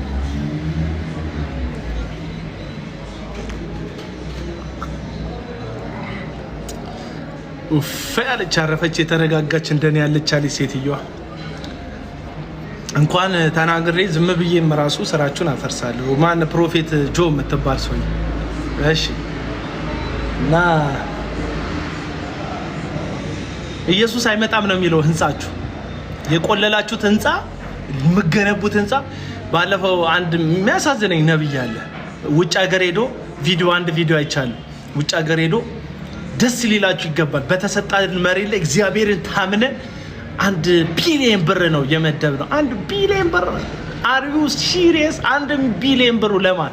ለምእመን ምቾት ወይስ አከራይታችሁ ለምትሰበስቡት ገንዘብ? አከራይታችሁ የምትሰበስቡት ገንዘብ ለምን? ለአገልጋዮች ደሞዝ? ብትችሉ እንደኔ እቅድ ቤተክርስቲያን መጀመሪያ መገንባት ያለችው ለሚያገለግሏት ሰዎች እንትን ነው መገንባት ያለባት። አፓርታማ ነው መገንባት ያለባት። መጀመሪያ አሳርፏቸው። ወንጌላዊ የሚባል ሰውዬ የታሻፈፈ ጫማ ከማድረግ አስወጡት። ከዛ ስለሚበላው ስለሚጠጣው የማይጨነቅ የእውነት ወንጌል አገልግሎት የያዘ ሰው አይቀላምድ። እግዚአብሔር ሳይለው አለኝ አይል። የውሸት ትንቢት አይናገር። ሌብነት ውስጥ አይገባም። አገልጋዮቻችሁ እውነትን የሚያገለግሉ ሰዎች ኮሌታቸው ያልቃል። ጫማ መግዣ የላቸው፣ ልብሳቸው ሰው ፊት። ከዛ እነዚህ የሚዘርፏችሁ የሚሰርቋችሁ የሐሰት ትንቢት የሚያመጡላችሁ ሰዎች ሞገስ ማለት ሱፍ ማለት ነው የሚል የሐሰት ትምህርት ያስተምሩናል። ብራንድ ኒው መኪና ይገዛሉ፣ ብራንድ ኒው ጫማ ይለብሳሉ፣ ብራንድ ኒው ሱፍ ያደርጋሉ። ከዛስ የዘነጥኩት ራሴን ለማሳየት ነው ይላል። የታለ ሄኖክ የጂፒኤሱ አዳራሽ አለቃ ሼርሎክ ሆምስን መስለ ፎቶ የተነሳከው ሰሞኑ ሼርሎክ ሆምስን መስሎ ፎቶ ተነስቷል። እውነት 13 ፎቅ ከምትገነቢ ሙሉ ወንጌል ለአገልጋዮችሽ መኖሪያ ህዝቡም ያዋጣል። ይሄ የምትበዘብዙት ህዝቡን ያዋጣል። ከዛ በትንሽ ገንዘብ ደሞዛቸውን የማከለ ኪራይ ይክፈሉ። የቤተ ክርስቲያንን ማይታዘዙ ከሆነ የሚታዘዝ ቤት ሰው ታስገቡበታላችሁ፣ ችግር የለውም። ይሄውን በላይ ሽፈራው ቤትን ገነባላችኋለን ብለው ስንትና ስንት ሰው ሚሊዮን ብር ዘረፉ። ፍርድ ቤት ተይዟል ጉዳያቸው። ያሳዝናል። የቤተ ክርስቲያን ጉዳይ እነ በላይ ሽፈራው ስንት ሰው ዘረፉ። ፍርድ ቤት የተያዘ ጉዳይ ነው የምነግራችሁ። አፍራም ሪል ስቴት ብለው እየከፈሉ አንድ ሲከፍሉት የከፈለውን ሁሉ የሚጋብስ ዳዊት ድሪምስ የሚባል ሰው እያለ ገንዘብ ድሪሙ የሆነ ሰው ማለት ነው። ከፍለውት ገጽታ ለመገንባት የሱ ፕሮግራም ላይ እንዴት ቢሊየነር እንደሆነ አገልጋዩ ሲናገር ቢሊየነር ሆንኩኝ። በምን ኮንስትራክሽን ቢዝነስ ውስጥ ገብቻለሁ። ኮንስትራክሽን ቢዝነስ ውስጥ ያስገባ ጸሎት ነው ምንድነው? ንገረን። ዘረፋ ነው። አስራትና መባ ወስደ ነው። ደቡብ አፍሪካ ያሉ ምእመናንን ቤት ሰራላችኋለሁ ስትመጡ ማረፊያ ይኖራችኋል ብለ በሚሊዮን የሚቆጠር ገንዘብ ወስደባቸው ነው።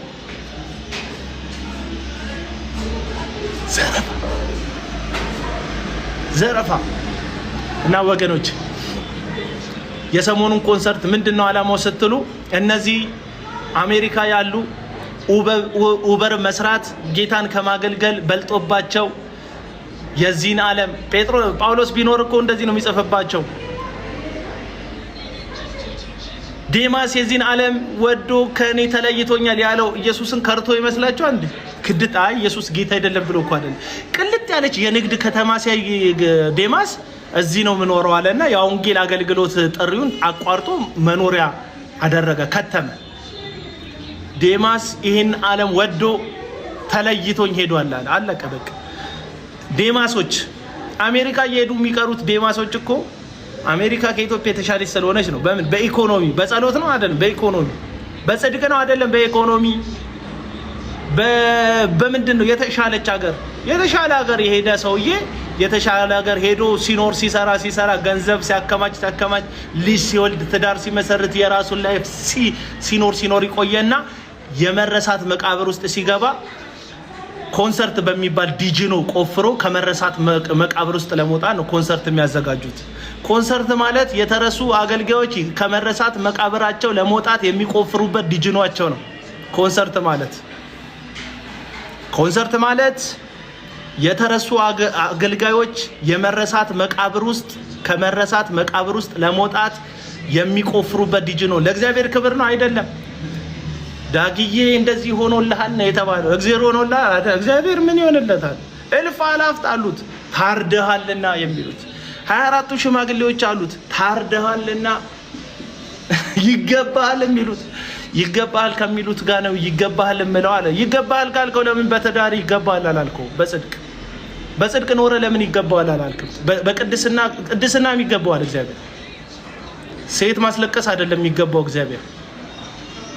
ምስኪን ሴት ልጅ ላይዋ ላይ ጥሎ መኖር አይደለም የሚገባው እግዚአብሔር። ጽድቅ ነው የሚገባው እግዚአብሔር።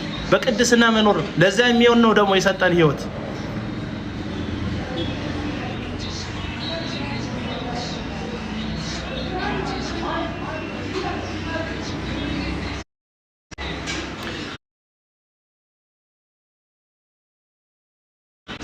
ግለሰብ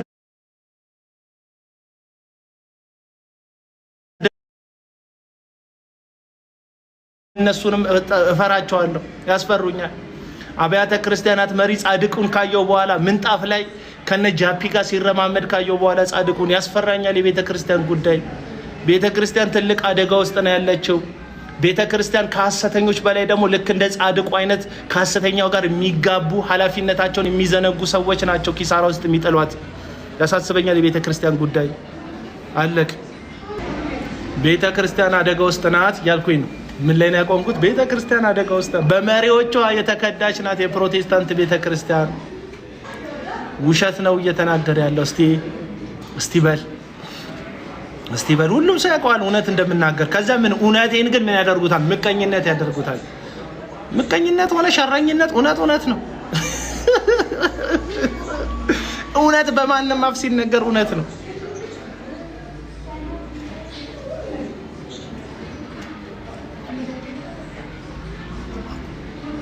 እከልዬ እንወዳለን ይላሉ እየመጡ ኮመንት ላይ እውነት የተናገርኩበት እውነት። እኔ መች ጠሉት አልኩኝ? እንጥላው የሚል ነገር ተናግሬያለሁ አልተናገርኩም? መውደድ ግዴታ ነው። ሰውን ጠላትህን ራሱ የመውደድ ግዴታ መጽሐፍ ቅዱሳዊ ነው። ሁሉንም ሰው መውደድ አለብህ። ሁሉንም ሰው መውደድ አለብህ። እኔ የምቃወማቸውን ሰዎች እንድትጠላልኝ አልቃወምም። ሪያሊቲው ነው የምነግርህ። መጽሐፍ ቅዱስ ፍቅር ላይ የተመሰረተ እምነት ነው። አመፅን መጥላት አመፀኛን መቃወም ግን መሰረታዊ የእግዚአብሔር ቃል እውነት ነው። አመፅን ስቃወም ተመልክተ አመፀኛውን ይጠላዋል ብለህ ከደመደምክብኝ ትክክል። አሁን ሳወራ ስለተዘረፈች ሴት እያወራሁ እየሳኩ እንዳወራልን ትዳሯን እኮ አጣች በነብይ ምክንያት። አይገርማችሁም ወገኖቼ? ጎዳና ላይ ከወደቀች ይቺ ሴት እንዲህ ያልኩኝ፣ ጎዳና ላይ ከወደቀች ይቺ ሴት አመነዘረባት እኮ። አይገርማችሁ? ያስቆጣል ጉዳዩ ነው። ስምቆጣው ጥላቻ ነው። ፊቴ ላይ የምታየው ቁጣ አመጹን የመጥላት ነው። ሪያሊቲ ነው የምነግርህ። አመጹን የመጥላት ነው። ሰው ሲበደል ግፍ ሲደርስበት እየሳቀ አያወራም። ግፍ እያወራው አመጽ እያወራው ኮስተር እንዳለል የምትፈልገው አንተ ነህ። እንዴት እችላለሁ? ይሄ አስመሳይ የጴንጤ ፖለቲካ ውስጥ የኖረ እኔ የጴንጤን ፖለቲካ አላውቀውም። ፊት ለፊት ነው የምጋፈጥ ያለሁት። የጴንጤ ፖለቲከኛ አይደለሁም። ለዛ ነው ፊት ለፊት የምነግርህ እና መጀመሪያ ምን አልኳችሁ? የሐረር አማኑኤል ቤተክርስቲያንና ሽማግሌዎች ተሰብስበው የዳግማዊ ጥላውን አውናዊ ህይወትም የጽድቅ እንዳልሆነ ወስነው የሐረር አማኑኤል ቤተክርስቲያን እዛ ፕሮግራም ላይ አትገኝም ብዬ አልሰራውም። እስቲ ምስክር አንዳንድ ቁጥር ጻፉ። ዜና የሙሉ ወንጌል ቤተክርስቲያን አባል ሆነ አገልጋይ ሆነ ከሄድክ ሰውዬ እየተቃወምክ ያለው አቤል አቡና የሚባል በቲክቶክ ላይ አንድ አካውንት ያለውን ግለሰብ እንዳይመስልህ። እየተቃወምክ ያለከው ቤተክርስቲያንህን ነው፣ የቤተክርስቲያንን አቋም ነው። ልክ ወላይታ ስታዲየም ዙሪያ ያለችውን ቃለ ሕይወት ቤተክርስቲያን የገዛ ወንጌል የነገረቻቸውን ቤተክርስቲያን እዩ ጩፋ መድረክ ላይ ሄደው እንደተቃወሙ ለቤተክርስቲያን እንደማይታዘዙ አማኞች ማለት ነው። ብዙ ጊዜ ዳጊ ሲሰራ የነበረው የቀድሞ ፖለቲካ ምንድነው? ቤተክርስቲያን የላቸውም፣ አባቶችን አያከብሩም፣ ሽማግሌዎችን ማን አባትን አንተ አባት ታከብራለህ እንዴ? ደግሞ ይጥላው አባት ብታከብር አባቶችን፣ ሽማግሌዎችን፣ ቤተክርስቲያን ሽማግሌዎችን ፍርድ ቤት ታቆማቸው ነበር እንዴ? ታቆማቸው ነበር ወይ? ውሸታም ነው ሰው፣ እውነት አይናገርም። ለቤተክርስቲያን የምትታዘዙት ቸርች ኬት ነው የምትሉኝ ሰው የት ቸርች እንደሆን ካደለ ለቤተክርስቲያን ብትታዘዝ የግም ድግስ ላይ አትገኝም ነበር። አይም ሶሪ ቃሉ በጣም ሰቅጣጭ ነው። ጴንጤ እንደዚህ አይነት ቃል አይወድም። ሪያሊቲው ግን የግም ድግስ ላይ ነው የተገኘው። የእግዚአብሔር ቦታ አይደለም። ስለዘለልክ እግዚአብሔር የለም። ስለዘለልክ እግዚአብሔር አለ ማለት አይደለም።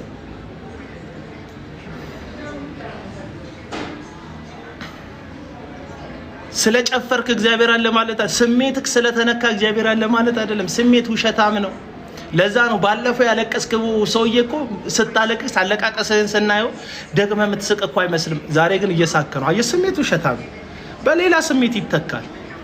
የእግዚአብሔር ቃል ግን እውነት ነው ወዳጆች፣ አይለወጥም። ዘመን አይቀይረውም። እግዚአብሔር ቅድስና የሚወድ አምላክ መሆኑ አይለወጥም። ቤተክርስቲያን ጋር መቆም እውነተኛዋን ቤተክርስቲያን እንደግፈው። እኛውን አቡና ግን ከእውነተኛዋ ቤተክርስቲያንም ጎን አይደለም ትሉኛላችሁ። ከቤተክርስቲያን ጎንም ሆኖ ቤተክርስቲያን ራሷ ከእግዚአብሔር ጎን ስትሆን ነው። የእግዚአብሔር ቤተክርስቲያን ደግሞ ሁሌ ታማኝነቷ ለግለሰብ ሳይሆን ለእግዚአብሔር ቃል ነው።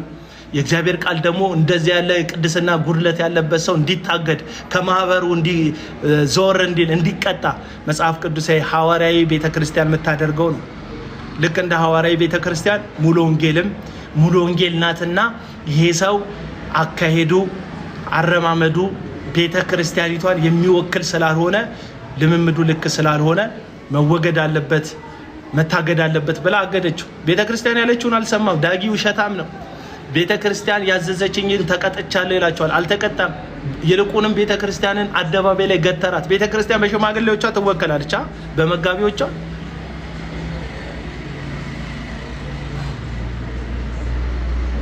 ሪያሊቲው ነው። አሁን ቀዘቀዛቸዋ፣ በረደላቸዋ፣ በረዶ አረኩባቸው አይደል?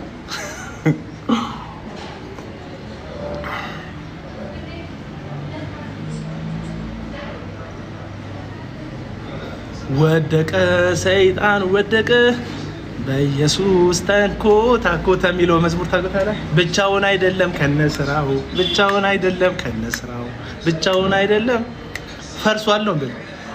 ተጨነቃችሁ እየመጡ ሜንሽን ያላደርጉ ጧት ስነሳ የሀገር ህዝብ ሜንሽን አድርጎኛል ሳይ እየዘለለ ዮናታን አክሊሉ እና እዩ ጩፋ ወንበር ሲገባበዙ ምንድነው የአመፅ ድግስ?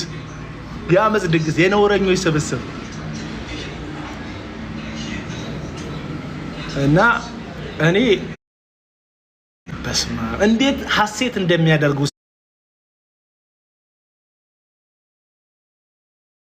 እስቲ ብታውቁ። እኔ ምፈራው ብዙ ጴንጤ ሲቀበለኝ ምፈራው ብዙ ጴንጤ እንወዳለን ምናምን ሲልኝ ይፈራል። ጥቂት ናቸው ያሉት፣ እነሱም እውነት የሚፈልጉ ነው። የኔ ተከታይ እንዲሆኑ አይደለም ፈልገው፣ እኔም የኔ ተከታይ አይደለሁም። እኔ የክርስቶስ ኢየሱስ ተከታይ ነኝ። እኔን የሚወዱ ሰዎች ጌታን የሚወዱ ሰዎች እንዲሆኑ ነው ፈልገው። ኢየሱስ ላይ ስለወጠበት ካዩኝ፣ እውነት ላይ ስወሰልት ካዩኝ እኔ ላይ እንዲነሱብኝ ነው ፈልገው። እኔን የምትወዱ ሰዎች ጥቂቶች አላችሁ። የምትወዱኝ ሰዎች እውነት ላይ ኮምፕሮማይዝ አደርግ ለኔ እንዳታዝኑልኝ። እኔ አደባባይ ላይ ስለ እውነት እንደምናገር ለእውነት ተናገሩልኝ። አትቁሙ ከኔ ጋር አብራችሁ። ለዛ ነው ደጋፊ የአቡና ደጋፊ የሚባል የሌለ።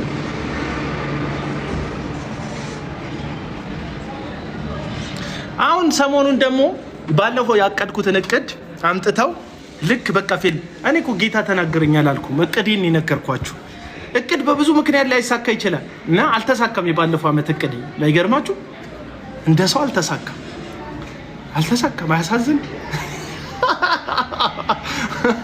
በሚቀጥለው አሁንም ልንገራችሁ፣ በሚቀጥለው በተለይ ደቡብ አካባቢ ላይ ልክ እንደ ተስፋዬ ሮበሌ እንዳዘጋጁት እኔም ትክክለኛ አስተማሪዎችን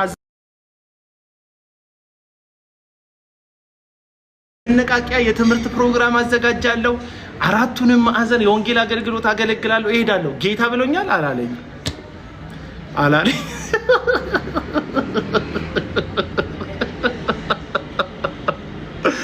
አላለኝ ያለ እቅድ ነው ይሄ ላይሳካ ይችላል ወዳጆቼ ፕሮባቢሊቲ ያለው አለመሳካት አንዳንዶች ፋይናንስ አጥሮት አዎ ፋይናንስ አጥሮ ሊሆን ይችላል ምንም ግን አልጠየቅኳችሁም መጥቼ ደስ አይልም አቤል አቡናኩ በቃ እንደዚህ ነው አልጠየቅኳችሁም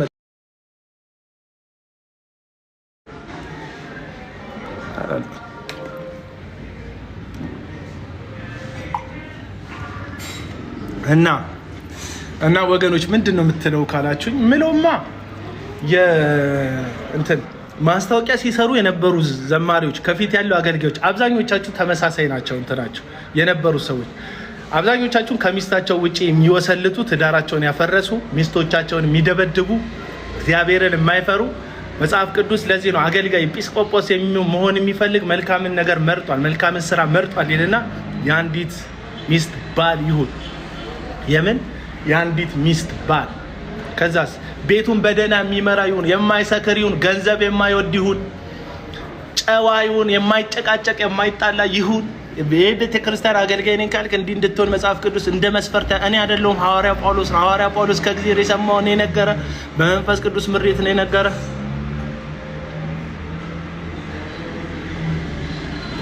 የነገረ ስለዚህ ሚስትን ከቀጠቀጥክ ማገልገል ማቆም አለብህ ባፍጢማ እየደፋት ከዛ ወጣቶችን እንዳድናቸው ነው የተጠራሁት ካልክ ማቆም አለብህ ጌታን ማቆም አለብህ ሚስትን ባናቷ እየተከልካት አገልግሎት ይል ቤት እስቲ አገልግሎት ከቤት ነው የሚጀምረው በል ወገኖች ከቤት ነው የሚጀምረው እዛ ሚዲያ ላይ እየቀረብክ የምትሰክሰው አይደለም አገልግሎት ሚስትህ የምትሆነው ነው አገልግሎት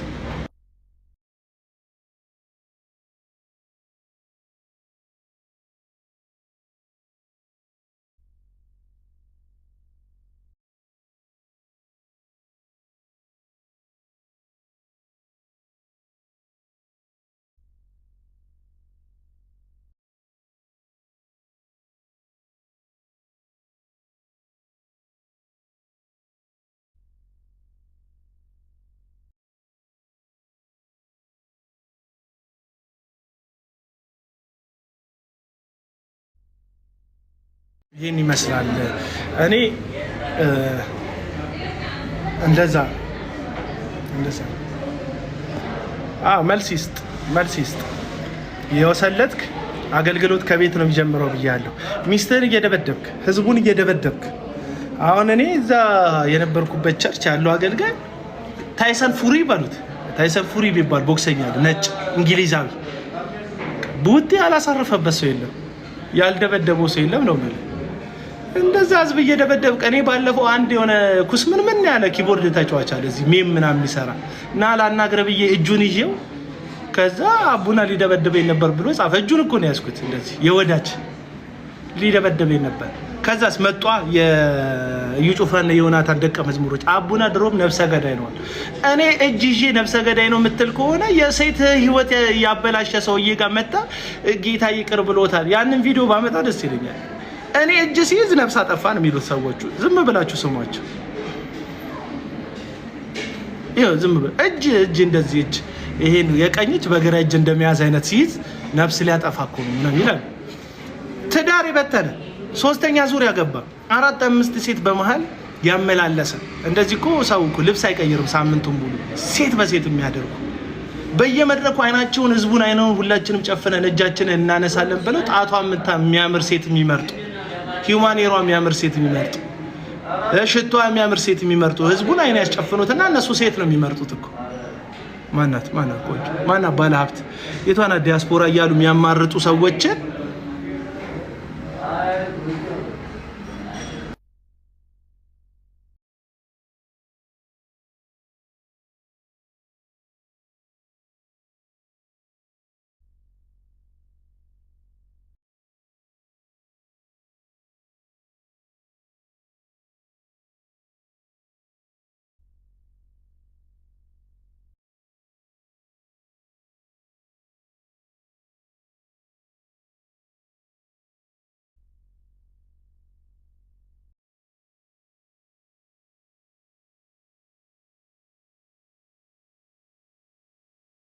ሄሎ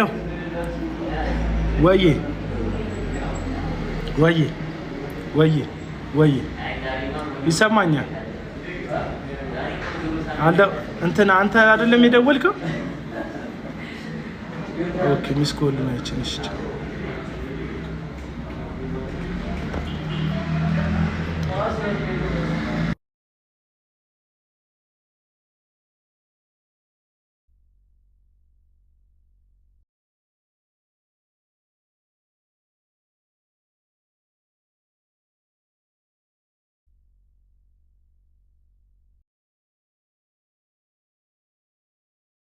የአንዳንዶቹ መዝሙር አልሰማም። ለምንድን ነው የማልሰማው? መዝሙራቸው በጣም ደስ ይላል። የእግዚአብሔር ቃል አለው መዝሙሩ፣ ምንም ችግር የለበት መዝሙራቸው። ግን እነሱን መዝሙር ስሰማ የተበደለች ሴትዮ ትዝ ይለኛል።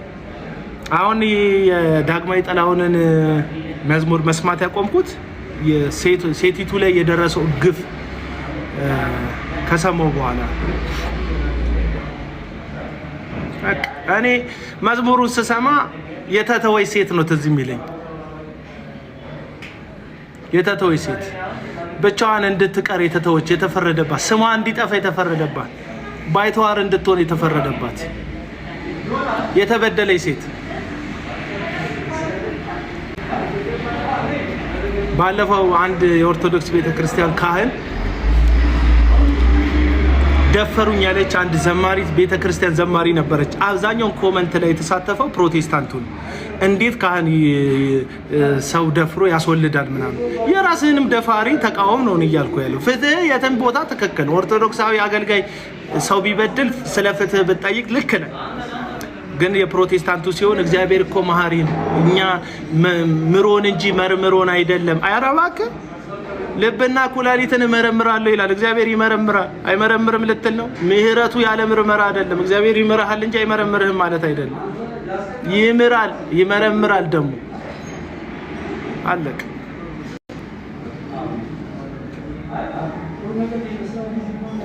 ኢትዮጵያ ወሰን ሙሉ ጴንጤ ሌባ አይደለም ብራዘር። አትሊስት እዚህ ውስጥ በጽድቅ ያሉ ሰዎች በጣም ብዙ ሳይለንት ማጆሪቲ ያሉ በጽድቅ የሚኖሩ አባቶች አሉ። ጨፍልቃችሁ ሙሉ ጴንጤ አይደለም። ሙሉ ጴንጤ ሌባ አይደለም። ሙሉ ጴንጤ ነውረኛ አይደለም። ሙሉ ጴንጤ ባለጌ አይደለም። ሙሉ ጴንጤ ኃጢአተኛ አመፀኛ አይደለም። ሙሉ ኦርቶዶክስ አመፀኛ እንዳልሆነ ሁሉ ማለት ነው። ሙሉ ሙስሊም አመፀኛ እንዳልሆነ ሁሉ ማለት ነው። በየሃይማኖቱ በጣም አመፀኛ ይበዛል። ምናልባት በቁጥር በስተል ሊሆን ይችላል ይችላል። እንደሱ አትበሉ። እንደሱ ይሄ ሃይማኖት ጥላቻ። እኔ ኦርቶዶክሳውያን የሆነ በቃ አንዳንዴ እያየሁ አሁን ልደተ ቃል ባለፈው የሰራውን ጴንጤ ከምትሆንና ብትሞት አይ ሞት ነው ጴንጤ መሆን። እንደዚህ አይነት ቪዲዮ መስራት ገባ። ባለፈው ሸዋሸዋ ስለሰረክ ቤተክርስቲያን ገነባለሁ ምናምን ብለህ አልበላም አልጠጣም እንዴ ብለህ የቤተክርስቲያንን በቃ እንደዚህ ሌብነታቸውን ለመሸፈን ጴንጤን በመጥላት የሚተዳደሩ ሰዎች አሉ ኦርቶዶክስ ውስጥ እያዩዋቸው። የሙት ባለፈው ኤርሚያስ ጋር ገብቶ ማያቅ ኤርሚያስ ጋር ተመስገን ኤርሚያስ ጋር ገብቶ በቃ እንደ ደፋር እንደ ጀግና ኦርቶዶክስን ወክሎ ገብቶ ሲጨቃጨቀ የተጨቃጨቀ ለኦርቶዶክስ አዝኖላት አስቦ አይደለም። ያ የጠፋ ስም አለ፣ እሷን ለማደስ ነው። አለቀ በቃ። አንዳንድ ጊዜ ኦርቶዶክሶች ነቃ በሉ። በጣም ጴንጤን የሚሞልጭ ኦርቶዶክስ ካለ እንትን መርምሩት፣ ቼክ አድርጉት። ምን እንተገኝ ከኔ በለጠ ይጣላቸው እንዴ ማለት ነው ማለት አለ። አንዳንድ እያየሁ ነው አሁን ልደተ ቃል ሰሞኑ የጠፋችሁ ስም ለማደስ በብዛት ፕሮቴስታንትን መስደብ ላይ ነው የሚጠመደው። ስራቸው ስለሆነ እና ጴንጤ ከመሆን ምናምን ኧረ እባክህ መብት ነው። እኔ ኦርቶዶክስ ከመሆን ሞት ይሻላል ምናምን አለ። ኦርቶዶክስ ከመሆን ምናምን በጣም በቃ የማዳን መንገድ ነው ብቸኛ መንገድ ነው ብዬ አላምንም። ኦርቶዶክስነት አላምንም። ይሄን እንድታቆልኝ ስለፈለኩ አላምንም። ግን መጥቼ ኦርቶዶክስ መሆን መሞት ነው። ያለ ኢየሱስ መሆን ነው መሞት ብራዘር። ያለ ክርስቶስ መሆን ነው መሞት። ይሄን ነው ማቅ። ያለ ክርስቶስ ደግሞ ኦርቶዶክስ ውስጥ መሆን ያለ ክርስቶስ ይሆናል። እና እኔ ይሄንን ኮንፈረንሱ ዳግማዊ ጥላሁን ትናንት ያዘጋጀው የመዝሙር ድግስ ያልፋል፣ ይረሳል። የተጠየቀው ጥያቄ ግን አይረሳም። የዛች ሴት ላይ ያደረከው ነውርና አመጽ ግን አይረሳም። ስለዚህ እቺ ኮንሰርት የተባለችው በሰው ብዛት እግዚአብሔር እንደተገኘ ልታስመስሏት የፈለጋችሁትን አረ በጣም ነው የሚሳደበው። በጣም ነው ፕሮቴስታንት በጣም ነው የሚሳደው። ያው ፕሮቴስታንት መሳደብ ለአንድ ኦርቶዶክሳዊ አስተማሪ ለሚባል ሰውዬ እንደ ስድብ ካልተቆጠረ በስተቀር ነው እንጂ ልደተ ቃል በደንብ ነው የሚሳደው። በደንብ ነው የሚሳደው። በቁም መሞት ነው ምናምን እንደዚህ አይነት እንትን አያስፈልግም። ትምህርታቸው ልክ አይደለም ማለት መብት ነው። በትምህርት ሌላ ጊዜ እንደሚሞግተው መሞገት መብቱ ነው። ጴንጤነት መሞት ነው ምናምን ይሄ ግን እንትን ሳክስ ነው። አንድ ይቺ እብዳለች አይደል ኢየሱስ አይመጣም ምናምን እያለች የምታብድ ሴትዮ ከቻላችሁ ይሄን ቪዲዮ ለሷ ብታደርሱልኝ ደስ ይለኛል። በጣም በቃ ክርስትና ላይ መዘባበት ክርስትና ላይ የፈለጉትን ያክል አፍ መክፈት ቀላል እንደሚሆነው እስቲ ኮሜንት ላይ ልክ ነሽ ጀግና ነሽ እያሉሽ የሚያሞግሱሽ እና አብዱል ሰመድና እነ መሐመድ የሚባሉ ፎሎወሮችሽ ሙስሊሞች እንደሆኑ ታውቂያለሽ፣ ደጋፊዎች።